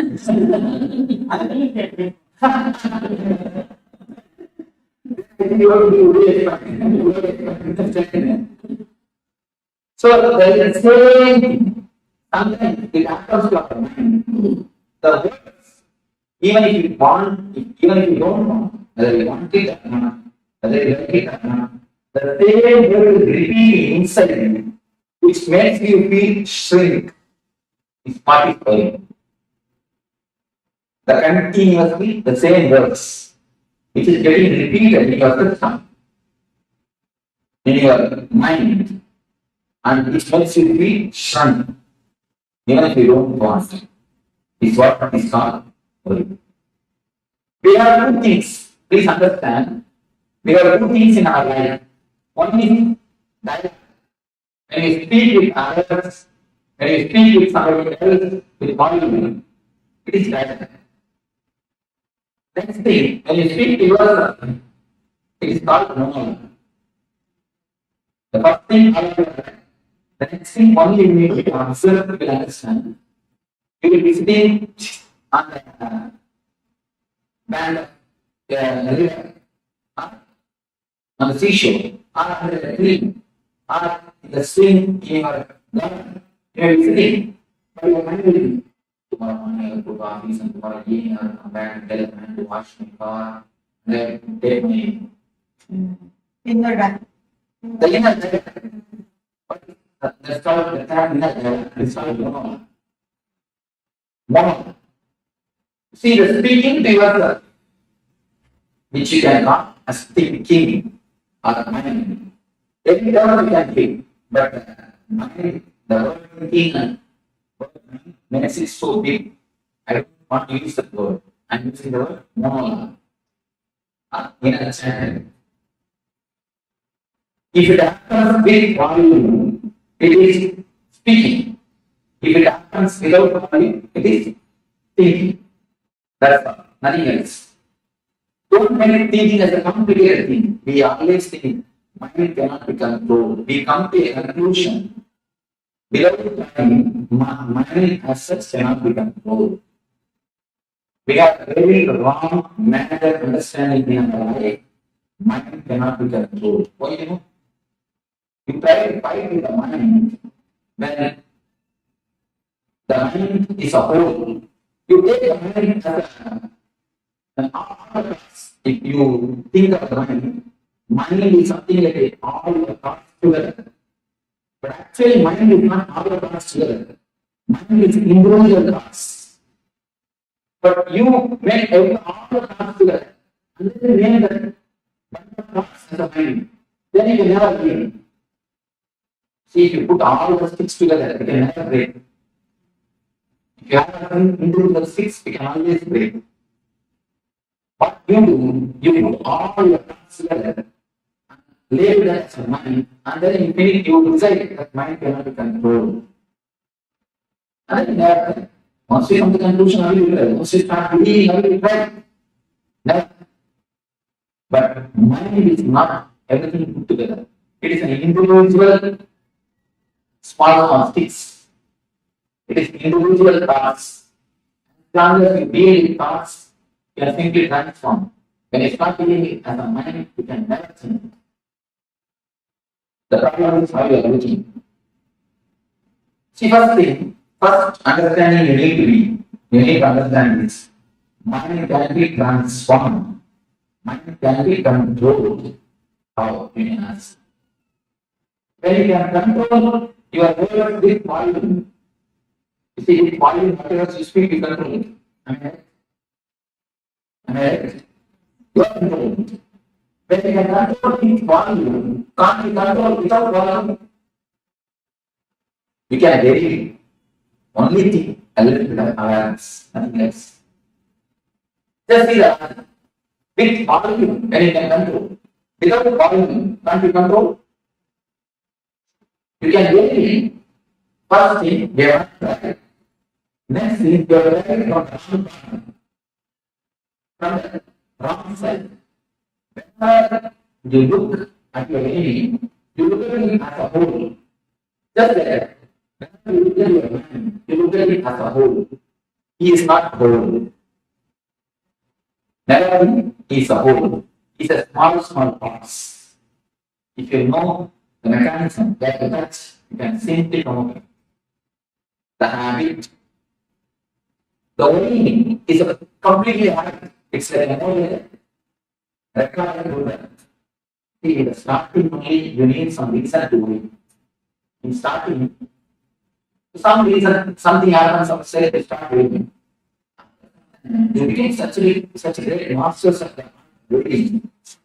You master art of worrying. After some time, you don't need any reason after reason for worrying. You find some reason. Even if you fail, if you can't find any reason, you see, I think some people, if they can't find any reason, they will come and tell me, Swami, today things are going so well, I think tomorrow something bad. Or something very easy going to happen. We go to the next step. Tomorrow something big is going to happen.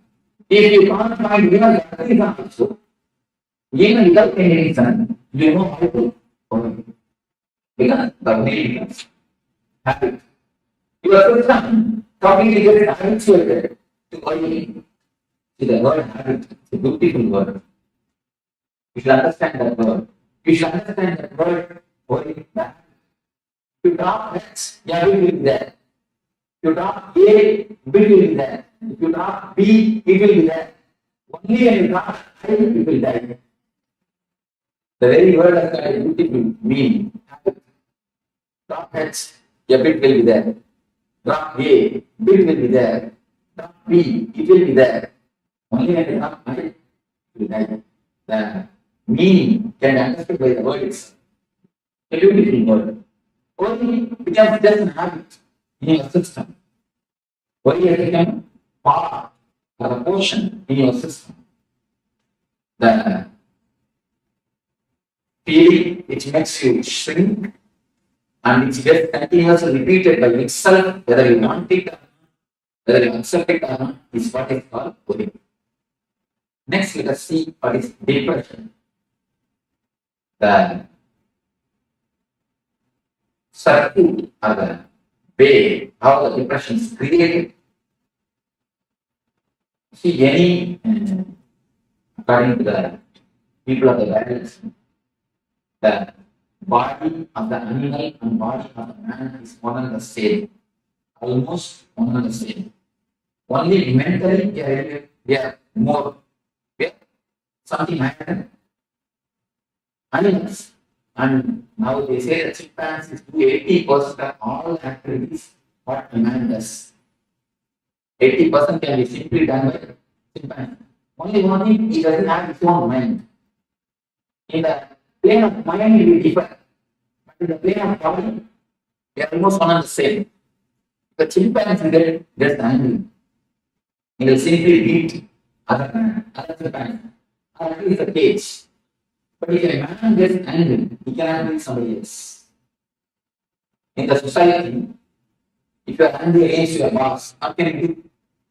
You can give only a smile. Nothing else. If you are angry against your wife, what can you do? Nothing can be done. If you lose job, you will lose food. Nothing can be done. See, anyway, you can express your anger whenever you want. You can completely express it. But they say, the doctors, they say, whenever anger happens to you, poisonous chemicals are released in your system. Poisonous chemicals which disturbs your immune system is released in your body, in your system. What will happen to all those chemicals, all those acids? It's like an acid bath. It's like a bathtub filled with acid. You are taking acid bath every day, every time, whenever you enter the under, and you express it, at least you come out of it. The chemical is whatever. When it is not expressed, it is completely, totally suppressed, and just it gets deposited in Manipura. Manipura is the energy center in which all these negative emotions are deposited. Any suppression, sexual suppression, violent suppression, the violent emotions, or the anger, or the vengeance, anything, if it is suppressed, it directly comes to the energy center of Manipura. Manipura is the center where all the suppression happens, all the suppressions are stored. If you suppress, the suppressed acid only creates acidity. Nothing else. That is what directly happens. That is the reason the Manipura gets disturbed. The depression and the worry directly disturbs Manipura. Anything suppressed directly attacks Manipura. Manipura is the first chakra, first center which is disturbed by its suppressions and the system of suppression. That is the reason children don't have any suppression. See, children's, if you see the kids, you can see a grace, a beauty in them. You will not see any ugly child around the world. You can see the photographs of kids around the world. Indian kid, American kid, African kid, Sri Lankan kid, any country, you can just see the photographs. You will not see a single kid who is ugly. Have you seen a single kid who is ugly? You must have seen in so many TVs. Even Ethiopia, they are living in poverty. Even there, kids you see, they have their own grace. They may live in poverty, they may be lean and thin, but the grace of the face will not be lost. Because they are nothing, the Manipura. They are not helped anything, they are not suppressed anything. Have you seen a single kid who is ugly? Have you seen a single grown up man who is beautiful? The problem is Manipura. The depression and the worry takes the grace from a being. No depression or worry is accumulated with him. Even if they accumulate, there are beautiful technique to throw it out. Have you seen after feeding the kid, if you put him to rest, he will just laughing. Have you seen? Something will be laughing. The blabbing is a beautiful technique to cleanse someone. Kids do that. Whatever meditation you are doing in all these days, all the kids they do. Because the system is has got its own intelligence to do all the meditation. And the same way, any of you know yoga, the manual 12 asanas are there.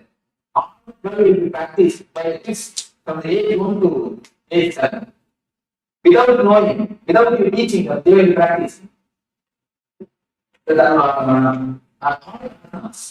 will practice. Because the system itself, the body itself has got its own intelligence.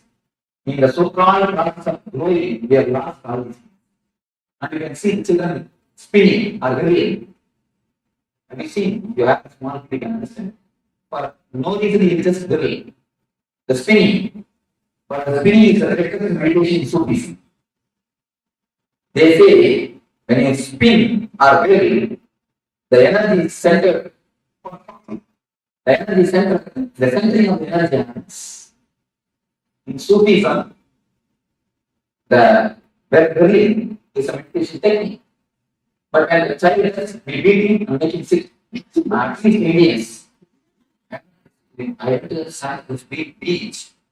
I saw small kids. They are just entering the water and playing. The parents are also very relaxed and they just let the children go. And I can't see the scene in Belarus. In India, first thing they won't let. And even if they let out so many rules in the relationship, they will put the child will help playing itself. Will drop the idea of play. Of course, anything. Whatever the kid does, we don't encourage, we don't allow it. The so-called process of growing, we use everything. Blocking is a beautiful technique. You may ask how. How can it be a technique? See, whatever you say as the mind, it's nothing but the languages which you know. You can tell me what are the languages you know. English and Tamil, that's all. And even 2-3 words in other languages. No. 2-3 words in Telugu.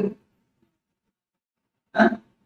No, I can understand. I can understand. I see. If you know even few words, I have the list.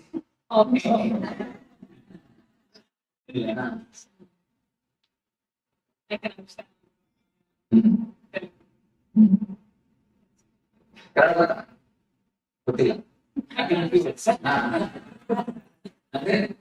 Hindi. Hindi. Any other language? That's all. You see, if suddenly something happens and if I read all these 5 languages, can you say you have something else called mind? No. Even acting out happens only with the seed of language. The verbalization may not be by language.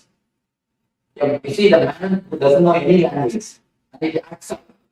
You can see he has got his own language. But as far as you concern, only these 4 languages. You are not developing your own language. Only if a man is born from birth, if he doesn't know any language, then only then he develops his own language. For you, I am telling for you, if you forget these 4 5 languages, can you say your mind exists? No. I will tell me what your mind exists. I can just tell it to myself. I cannot. That is what. Then again you are using the same language, 5 languages. I am telling you, you forget 5 languages completely. There is no other thing in our mind except this language. Our mind has nothing else. At least the active portion of the mind. Whatever is active in your system has nothing else except this five language. Except this language, not for you, for others, their own languages. You cannot think anything except these few languages. Without language, it is like a big lake covered by snow. The lake is the energy. The snow is the thought process, the chanting. If you can break the chanting, if you can break the thought process, and water which is inside, or the pure water which is inside can come out and energize your field. You are inside and the energy is that side. In between, the ice layer is there, snow layer. The ice layer stops the energy reaching you. The ice layer is what is the mind or the thought process. If you can break the thought process, if you can break the mind process, you can see the energy rushing towards you. The Manipura also, Manipura is the energy. The suppressions, the depressions, the suppressed emotions form a layer in your system. In the Manipura Chakra. By some process, if you can break the thinking system, if you can break the thought process, the energy just rushes out and washes away all the depressions and suppressions from the system. If you feel that anything else can exist without words, you can tell me. Anybody else? Do you understand what I mean? Difficult because the whole mind is reduced to just languages. It's something new. Because it's new, we are, what to say, almost a basic class. Because mind means you are thinking as big thing. Mind is something very big thing for us. But simply the basic is removed. Now I say mind is nothing but a few languages which you know. So we are really the last. The big property is taken from us. But last thing I tell you. People think before they had any language. You see, that you cannot imagine. Now if you imagine, again you are using only language. Then you try to imagine, they have their own language. Again, when animal has become man, in the past, the language development was there. The sounds, the special sounds are associated with the fear. If a man feels that a fire is happening near him, he used to create that sound. How do you understand something frightening thing is happening there? So they will run away. Later, with the sound, the language was there. They had their own language. With the sound, they think. They start thinking with that sound. Do you understand what I say? The tribal language, you may call it. I guess we have always assumed language is a way of expressing. But now you're saying language. Simply the mind. Because anything in your mind, you cannot have without language, without word, without verbalizing. The verbalizing process, the verbalizing process, the process, it is the uppermost layer of your energy system. You are above the verbalizing process, and your energy is below the verbalizing process. That is the reason the connection between you and the energy never happens. The logical thinking is lost without language. There cannot be Yes. there cannot be any logical There thinking. cannot be any logical thinking. You see, when you use your logical mind itself, you are not using your whole energy. Please be aware. When you use your intelligence, you are putting all your energy to use. When you use your logic, you are not putting all your energy to use. You can always see the decisions of women is very short because they think more with intelligence, not with intellect. The decisions of the men maybe immediate, they will give the immediate result. But long run, the decisions of the women are short because they think with intuition. Any decision with intuition has intelligence. Any decision with logic has no intuition. I always think The decision taken by logic gives immediate result. But for long decision which is taken with intelligence and the intuition, which may not be directly, you cannot directly give a reason. But you will see, yeah, for the long run, for the whole life, it will give a tremendous effort. Okay, and thank you for telling this to all the men over here. Give me some examples. If you can question me, I am very ready for argument. Please give me some examples. There are few conclusions. I will not be able to give you directly example because of whom I have seen in what the place I have seen, all those whole examples I cannot even give. But we take this conclusion and stand your life and see.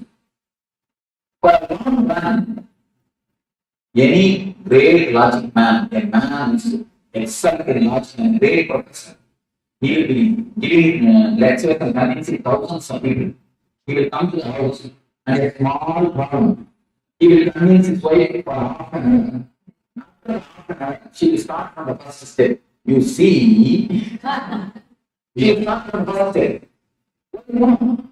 Because the conclusion structure is not by intuition, but intelligence. They don't have anything. See, I always think women doesn't think much. They take proper results. Because most of the energy is stored in the seed form itself. Necessarily, it gives out the result. In ancient India, women more treated like counselors. Any problem in the evening, man will come and tell the problems. She will give the counseling and tomorrow morning will be executed. More they are treated as counselors. And not only that, the techniques to keep the meditation happening is practiced by women. The thought itself is a technique to keep the meditation happening. Tomorrow will be using the technique of the dark with the non-method. The techniques to keep the intuition happening is always practiced by women. But we cannot see any women logical. How much you try to convince by logic? Nothing. Is it that they think through the heart? No, they think through Manipura. They think through Manipura, not through heart. But Are they more emotional? No. They think through intuition. The Manipura is center. See, Manipura is center, very active women. That is the reason only women give birth. And not only that, Manipura is active women. One more reason, they need to give birth. They need to give whole body one more life. But by nature, Manipura is strong for them. They need to give a full structure. Practically, the work of Brahman needs to be done in that energy center. So that the Manipura of women is more strong. That is the reason. And I think the intuition counters, they are in that also. Women are more successful. Even in India, the Ayurveda Suran, have you ever heard this? Intuition counsel. Even in that field, women are more successful because the Manipura is very strong for them. The intuition or the conclusions will be more strong because the layer is very deep. The thinking layer is not deep in women. Only the conclusion layer, the energy layer, is high and strong for the women. Just the proportion between men and women here says very smarter. Intuition that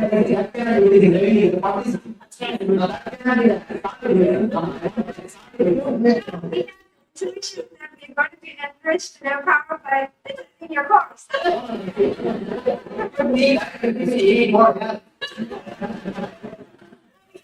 See, in that way, this is logic can play both ways. That is not right. I want to give you some solid proof, some solid example. See, I will give you the discourse. By the time I remember, Okay. I will give you solid examples. It happened to me. And here I give you one example that will not be. Yeah. This is the concept. If you scan your life, you will understand. This is the idea. You just go through your things, you will understand Whenever anyone decides it's for long run, it's always for long run. Because she doesn't have much of energy, respect, aggressive, immediate. No, not only that. The aggressive joys. You see, any joy which comes to you, by aggressiveness, outgoing things. She doesn't, her system itself, the joy of practice, the very system is more passive. Energy is wasted only in aggressiveness. The very system is a passive. Because they nurture. They have to use a lot more common sense and intuition rather than logic. That's something. What will happen, how it happens, I'm trying to do some basically examples. I'm still not giving only the reasons. Reasons from all energy sources are books. Only I'm giving the reasons. I'll give you example.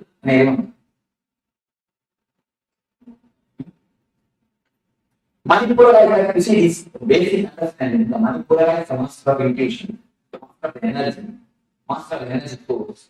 This chakra has to be powerful for you because you need to give birth. You need to supply tremendous energy to the other life. That is the basic logic. Manipura of women is most strong.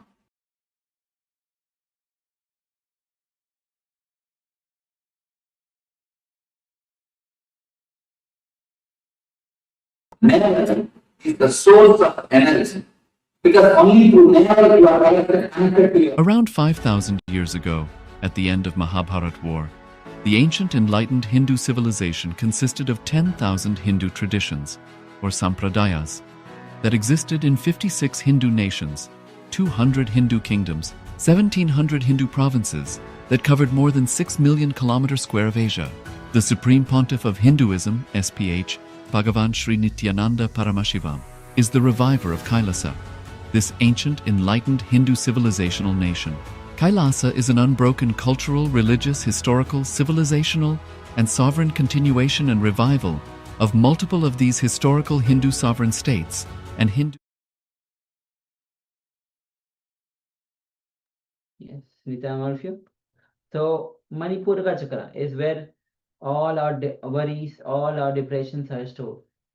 And understand, all our worries are actually nothing but all the inner chatter that goes on in the language that we know. If you don't know any language, we'll not have any worries. That's why one of the method itself is to throw out, speak out loud in the language that you don't know. So understand, the moment you bring authenticity into your thinking, worry will disappear. As long as you don't bring authenticity into your thinking, integrity into your thinking, worry will continue to rule you.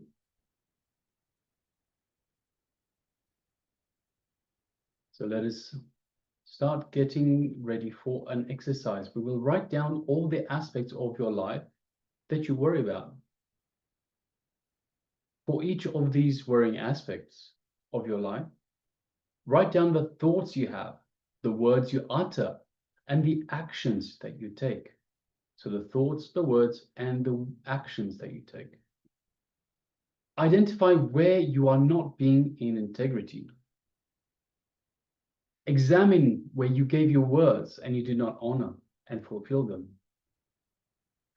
Remember, whenever you are not integrated with the inner and outer words you utter, worrying will become a pattern in you. So let us start doing this exercise. Requesting everyone to please gather a pen and paper and let us start penning down. Let's start writing down the aspects of our lives, aspects of your life, where you have not, where you have uttered, where your words, your actions are not in line, are not aligned. You're not being in integrity. So let us begin.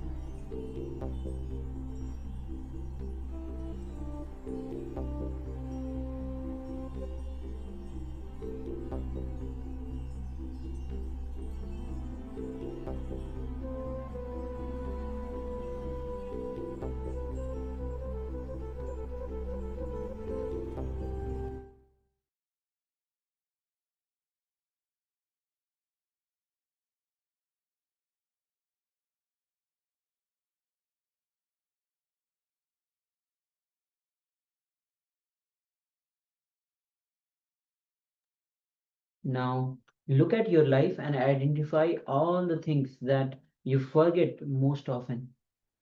For example, you regularly forget to take your medicine, you forget where you kept your car keys. Like this, if you look in, you'll find that there are so many small things you will forget in your life. So examine what are the words you utter in all these aspects of your life where you are forgetful.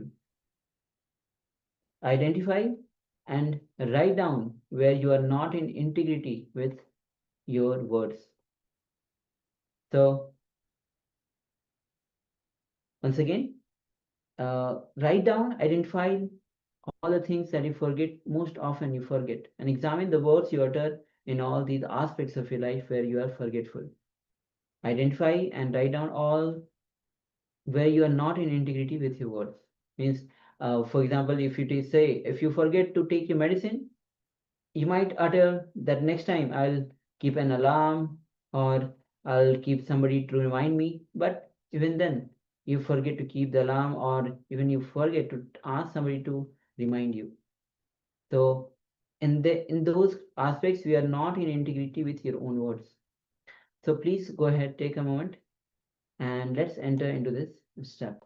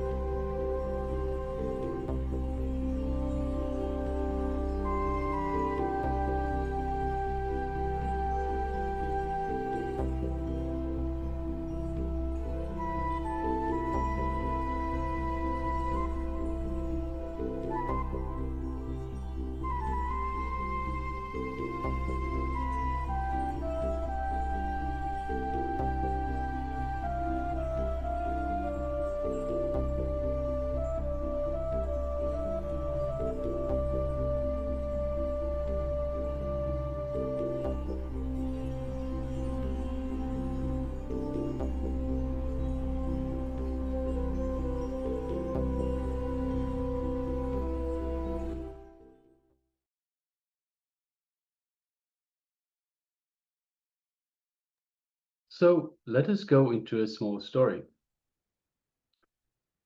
In a certain kingdom, it came to the king's notice that everybody in his kingdom was depressed because each person felt that they had the maximum worries and no one else had so many worries.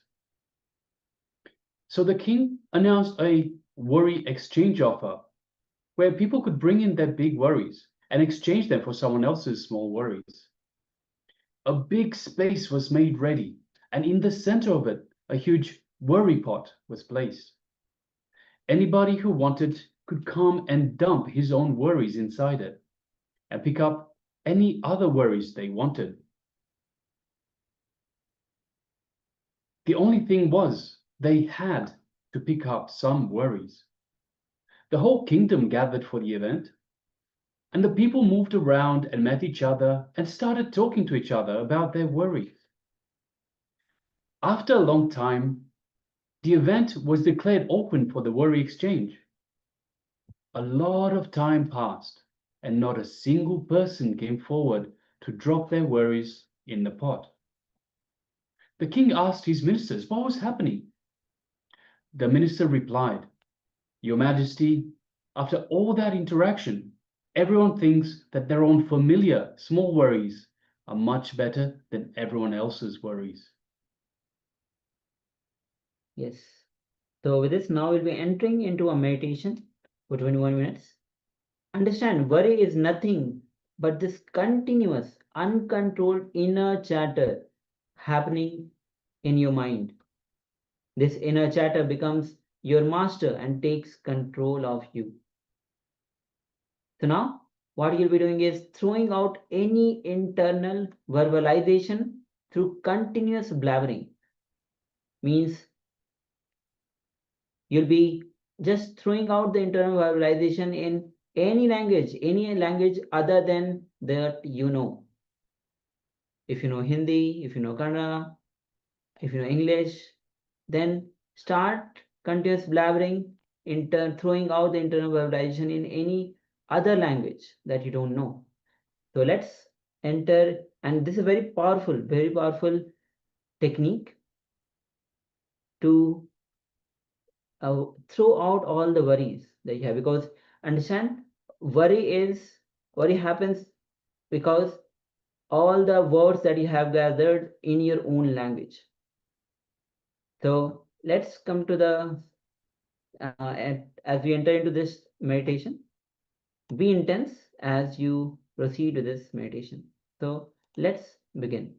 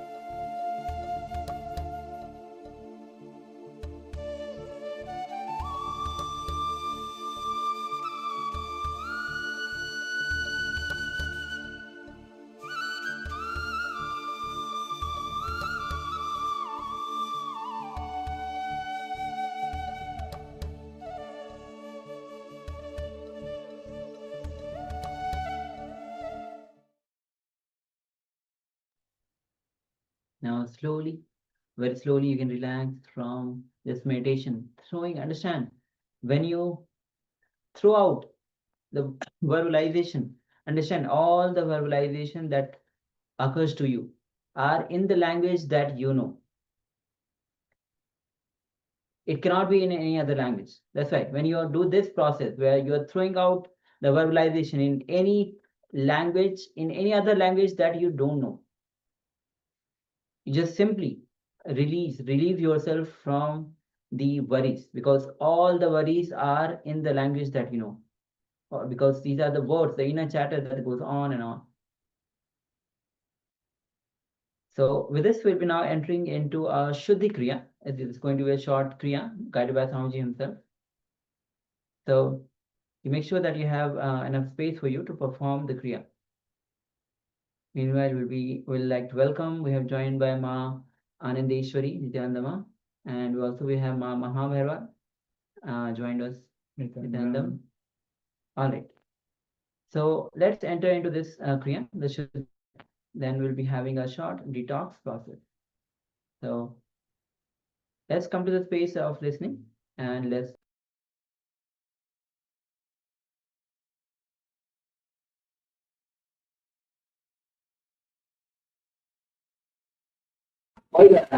Manipura was remain is focused on. Now I have to do some practical example. So whether you suppress or you put the resistance into the system, the goes and gets the thing in Manipura are like a layer.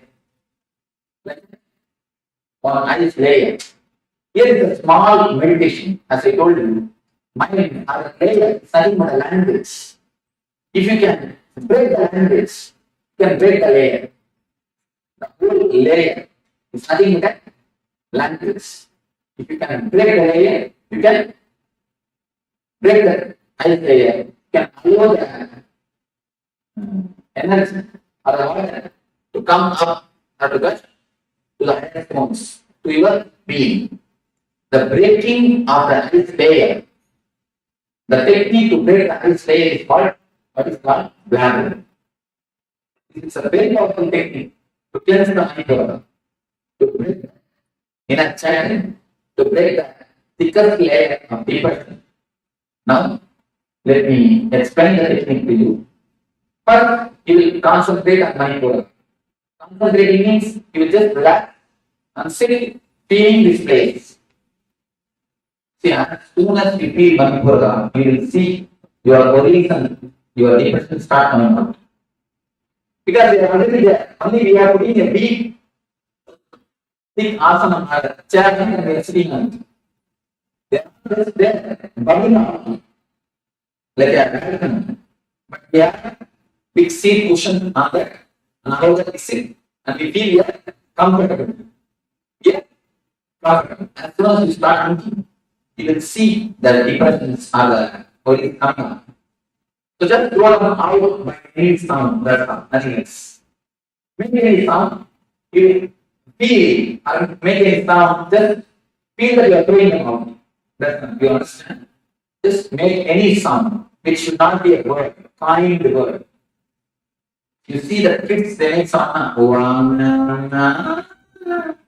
just any sound, and first 2-3 minutes you will feel, Swami is making us mad. I'm not making you mad. I'm not making you insane. I am bringing out the insanity from your inside. I am bringing out the insanity which is inside you. Understand? Something you commented. Can I hear again? Be happy of hearing this. See, when you create sounds which has no word, which has no meaning, the mind breaks. Only one thing, don't allow any thoughts to, any words go. Any thought comes, just create a sound. Just create sound. Only one condition, for 20 minutes, you should not stop. No gap. You see, if you give gap, the mind will start activating. Mind will start speaking. So don't allow any thought to come. Create everything in your life from something. When you repeat the same sound, you don't get any sound. You should not allow your mind to think. Then only the system will break. You see, 21 minutes is one energy cycle. The 21 minutes don't allow any thought. Create only sounds. And within 2-3 minutes, you will see automatically you remember cheetah. If your enemy, the intimate enemies, and enemies, all the things you remember yourself, and all those fears will come out, all those things will happen. You see, fears will come, deeper feelings will come, anger will come, everything by words, by some songs, under words, some songs. Then how does the worry? Automatically it will come, you will see. It will come like a figure, a small one, word, a broken way. Automatically it will come, and just one more by the word. By the sound. You will see automatically it is coming up. All the enemies will come up. You will feel all the enemies. You all the anger. Everything will come. You see, this is called 1 minute. This is called verbal catharsis. And one more thing you can do, it is called physical or body language catharsis. The verbal language catharsis is this. One more thing, body language catharsis. Just remember your enemy, make as much of paper as possible. No, all your tensions are hiding in the face. You don't know. The grade is lost because of the layers of the tension in your body, in your system. Have you heard of stereo photography? They photograph the art, and now it is accepted as a diagnostic system, one of the diagnostic systems in the East, and of course the rest also. It's discovered in Russia. They say if you are originally, if you have a suppressed move, difference move, in the photograph, falls only for 2 inches or 2.5 inches. If you express the wind like this, you shout and finish together, they say at least 8 inches after seen. 8 inches, the Korean photography. Any of you have heard Korean photography? You have the Korean photography? Have you seen any photographs? They photograph boats, they photograph animals, they photograph animals possessive, but advance, all those things are photographed. And they prove how spirit enters into a man and how it leaves at the time of death. A man is continuously photographed and the light going out of the body is seen, and the silver card is even after the cutting the navel card or the umbilical cord. Umbilical cord, the same connection exists for 11 days between mother and the child.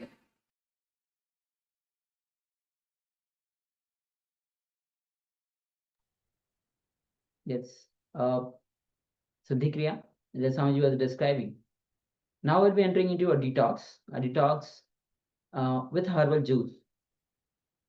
Actually, we'll be projecting you on the slide as well for your reference, so that you can note down this process, this detox with the herbal juice. So ideally late morning after 2 hours of the meal or the light, empty stomach.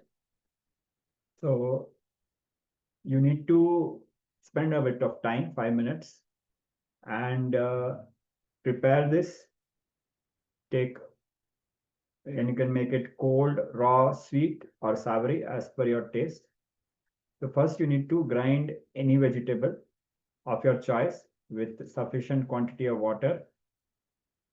For example, beetroot, carrot, white pumpkins, or arugula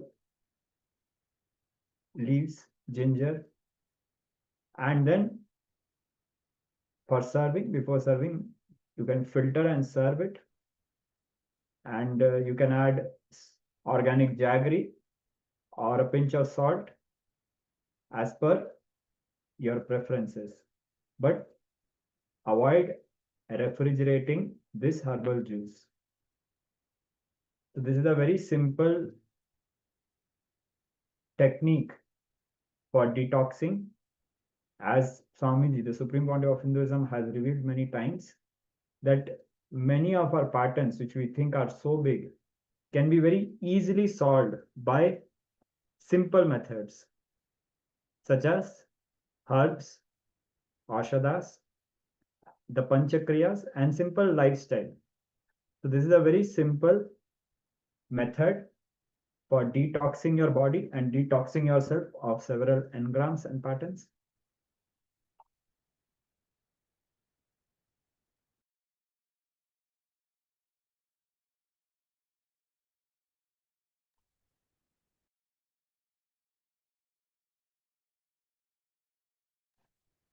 So all the participants can take some time and make notes of this simple detox herbal juice, and you can take the benefit of this in your day-to-day life.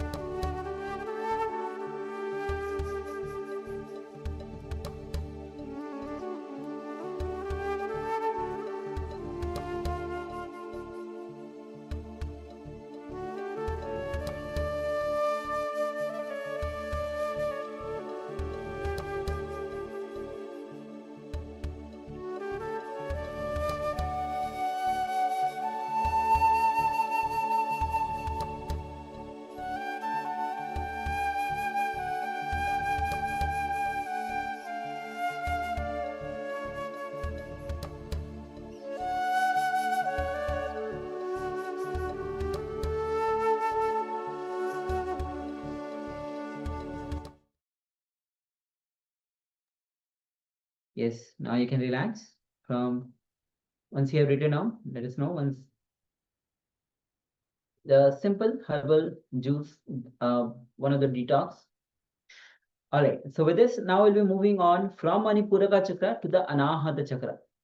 So Swamiji has already covered or revealed on the Muladhara chakra, Swadhisthana chakra, Manipuraka chakra. Now we are moving from the navel chakra, which is the Manipuraka chakra, to the Anahata chakra.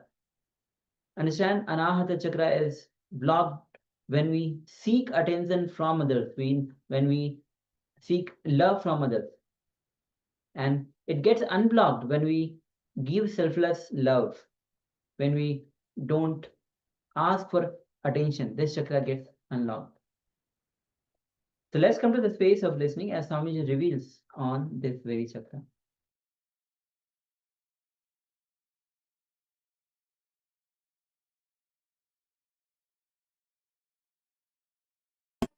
You feel you are something special. You are attended. You are cared. You also told the right word. You are cared. Care is what we call love. If somebody gives his attention to you, you say he loves you. If you give attention to somebody, you say you love him. That's all. Giving attention or having attention is what is love. When you give your attention, you say you love him. When you receive attention from somebody, you say he loves you. Am I right? Any question? May has not understood. Well, a lot of times you hear people say, I care for you, but I don't love you. Yeah, especially in Americans. Caring and not loving, I don't think there can be caring without love. And I don't think there's a difference between these two. That's all. But I say general love. Totally. Love means it's the caring. The expectations also matter. The expectations, with or without expectation. Without expectation, it cannot happen. Without expectation, only enlightened man can love. I tell you. No, it's the truth. So never think that our love is without expectation or something like that. Probably the depth of expectation. No, even the, you see, only two things. Expectation or no expectation. That's all. And when a person becomes a love, when his whole being becomes love, only then he can give loving, he can give love without any expectation. Otherwise, it's not possible. So, let us not bother about expectation or not. That is the basic thing, with expectation only. Whether we give or receive, that is the love. Let us understand basically what is love. Then step by step we will go is something.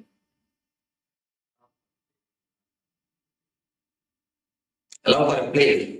How do you say you want to be there? Then you don't have love. You see, the very love, you imagine that about the place continuously. How can you say, I love the place, I don't want to be there? It is simply your feeling to want to be there only is the love for the place. You see, if you love some place, naturally you want to be there. You would like to stay there. That is the love. Otherwise, how will you say that you are loving that place? When you remember, you feel like you are pulled, you are called. That is what is love. Even place, the love for a place is nothing but with expectation.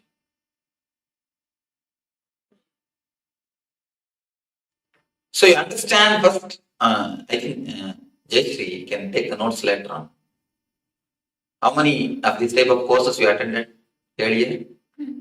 Not even one. First course. That is why you are not yet experienced. How many of you have attended any other courses like this? Please, you can raise your hands. And how many of you have taken notes at the time? Raise the hands. And how many of you went back to the house and started saying once more?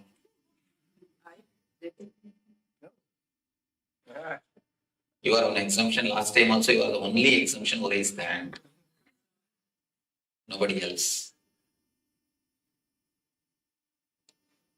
90%. You say 99, I respect you. I don't believe you. Even if you say that I won't revise it, I don't believe He does. He tells me. Maybe rarely. I think it is no other work. See a single person who takes the notes and goes back to the house and sees it back. No. Most of the time, when we go back to the house, we just put that in some cupboard. When you shift your house, you just come upon that notebook and say, oh, that Swami from Bangalore came. Yes, that course notebook. With respect, put it in the dustbin. So, don't go for notes. Understand. If you take notes, instead of understanding now, you will postpone the understanding. You will think, I'll go and study in the house. So instead of that, at least understand, you will have notes in your heart. And once you understand, you don't need to remember it. The idea will remember you.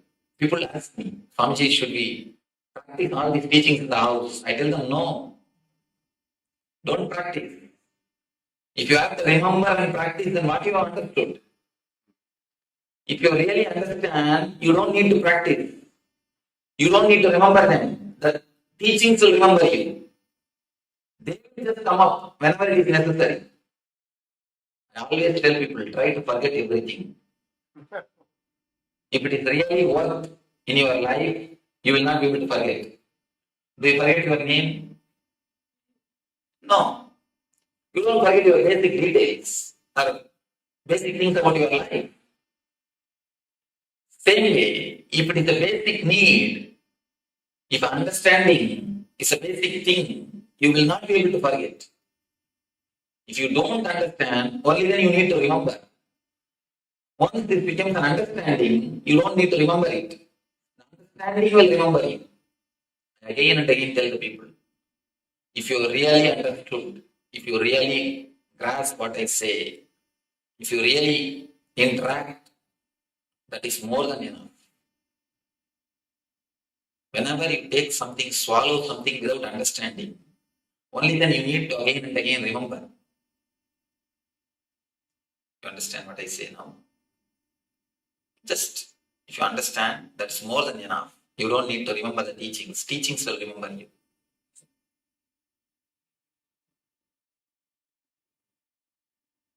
Heart. Whenever you are given care, you say you are loved. Whenever you give your attention, you say you are loving. Heart center, the Anahata Chakra, is related to this attention only. Whenever I say there is a heart center, there is an Anahata Chakra, people immediately ask me, Swamiji, I underwent bypass surgery, will it be there as it is? Whether you underwent bypass surgery or open heart surgery, the Anahata Chakra will be there as it is. Don't bother about it. It will be there as it is. It is not physical, it is more metaphysical. It is more spiritual. The key for the Anahata Chakra is whenever you give your attention, the energy center opens. Whenever you ask for the attention of the others, this gets locked. We may say, when are we asking? All your fight in the house is nothing but the asking of attention from others. Everything. Let us look a little deep into the mechanisms of Anahata Chakra.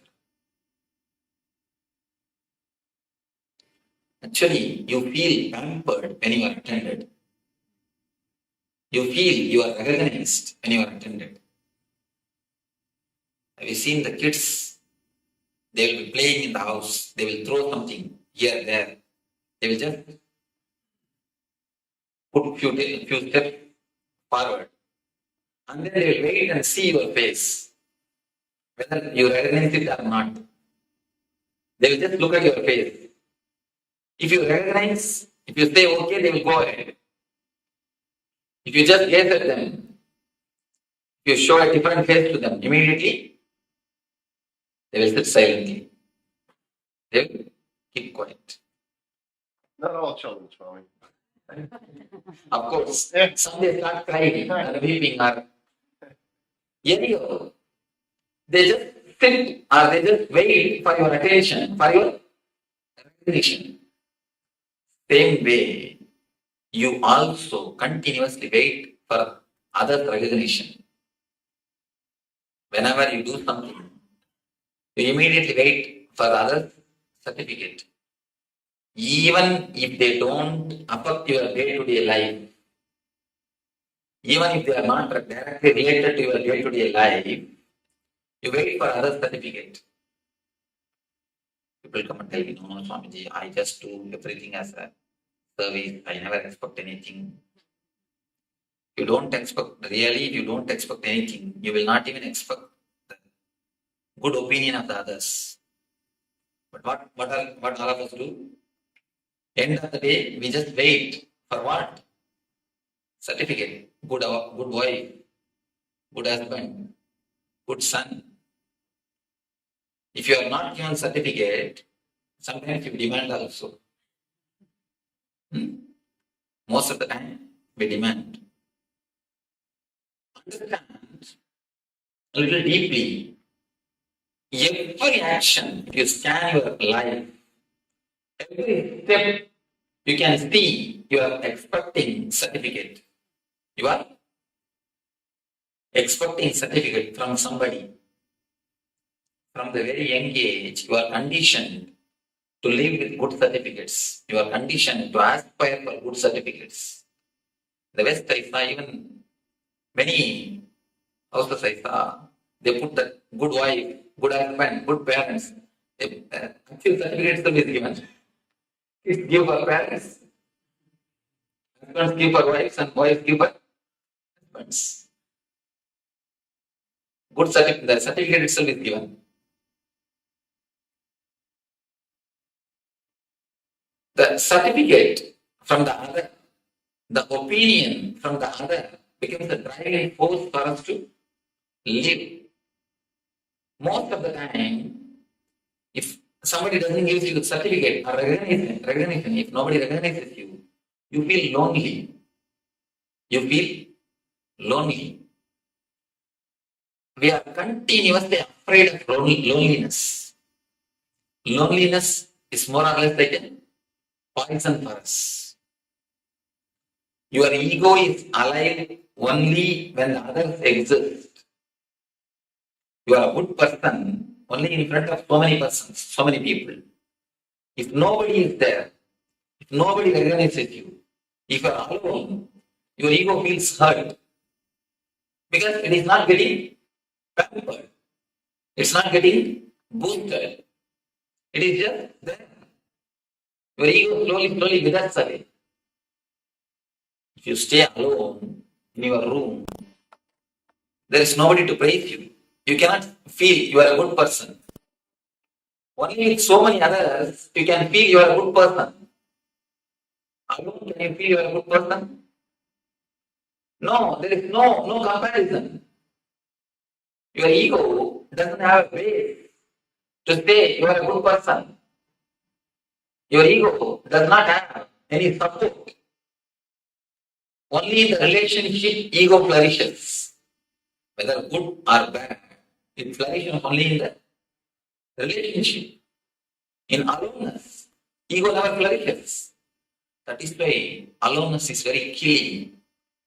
We are always afraid of aloneness. Aloneness means we feel frightened. We continuously work only for certificates, only for the other signature. Our life is nothing but a long signature campaign. We have a big notebook. In that we have written, good husband, please sign. Good wife, please sign. Good son, please sign. Our life is nothing but a long signature campaign. You just expect signature from everyone. Playing with the playing cards, they will build big castles with just playing cards. With playing cards, they will build castles. Have you seen? But kids are intelligent. They build their castles with their own cards. What do you do? We build our personality with other certificates. Just as the kids build their castles with playing cards, we build our personalities with others' certificates. If somebody says you are obedient, we collect that idea. From the young age, we collected all the ideas of the society. Whatever others have said about us. If somebody says you are a good person, we collect that idea. If somebody says you are a very intelligent, we collect that idea. If somebody says you are smart, we collect. Somebody says you are dark, we collect. Somebody says you are beautiful, we get that idea. If somebody says you are not beautiful, we collect every idea. Totality of that idea, the plus minus, everything we put together. We come to opinion about ourselves from the others' ideas.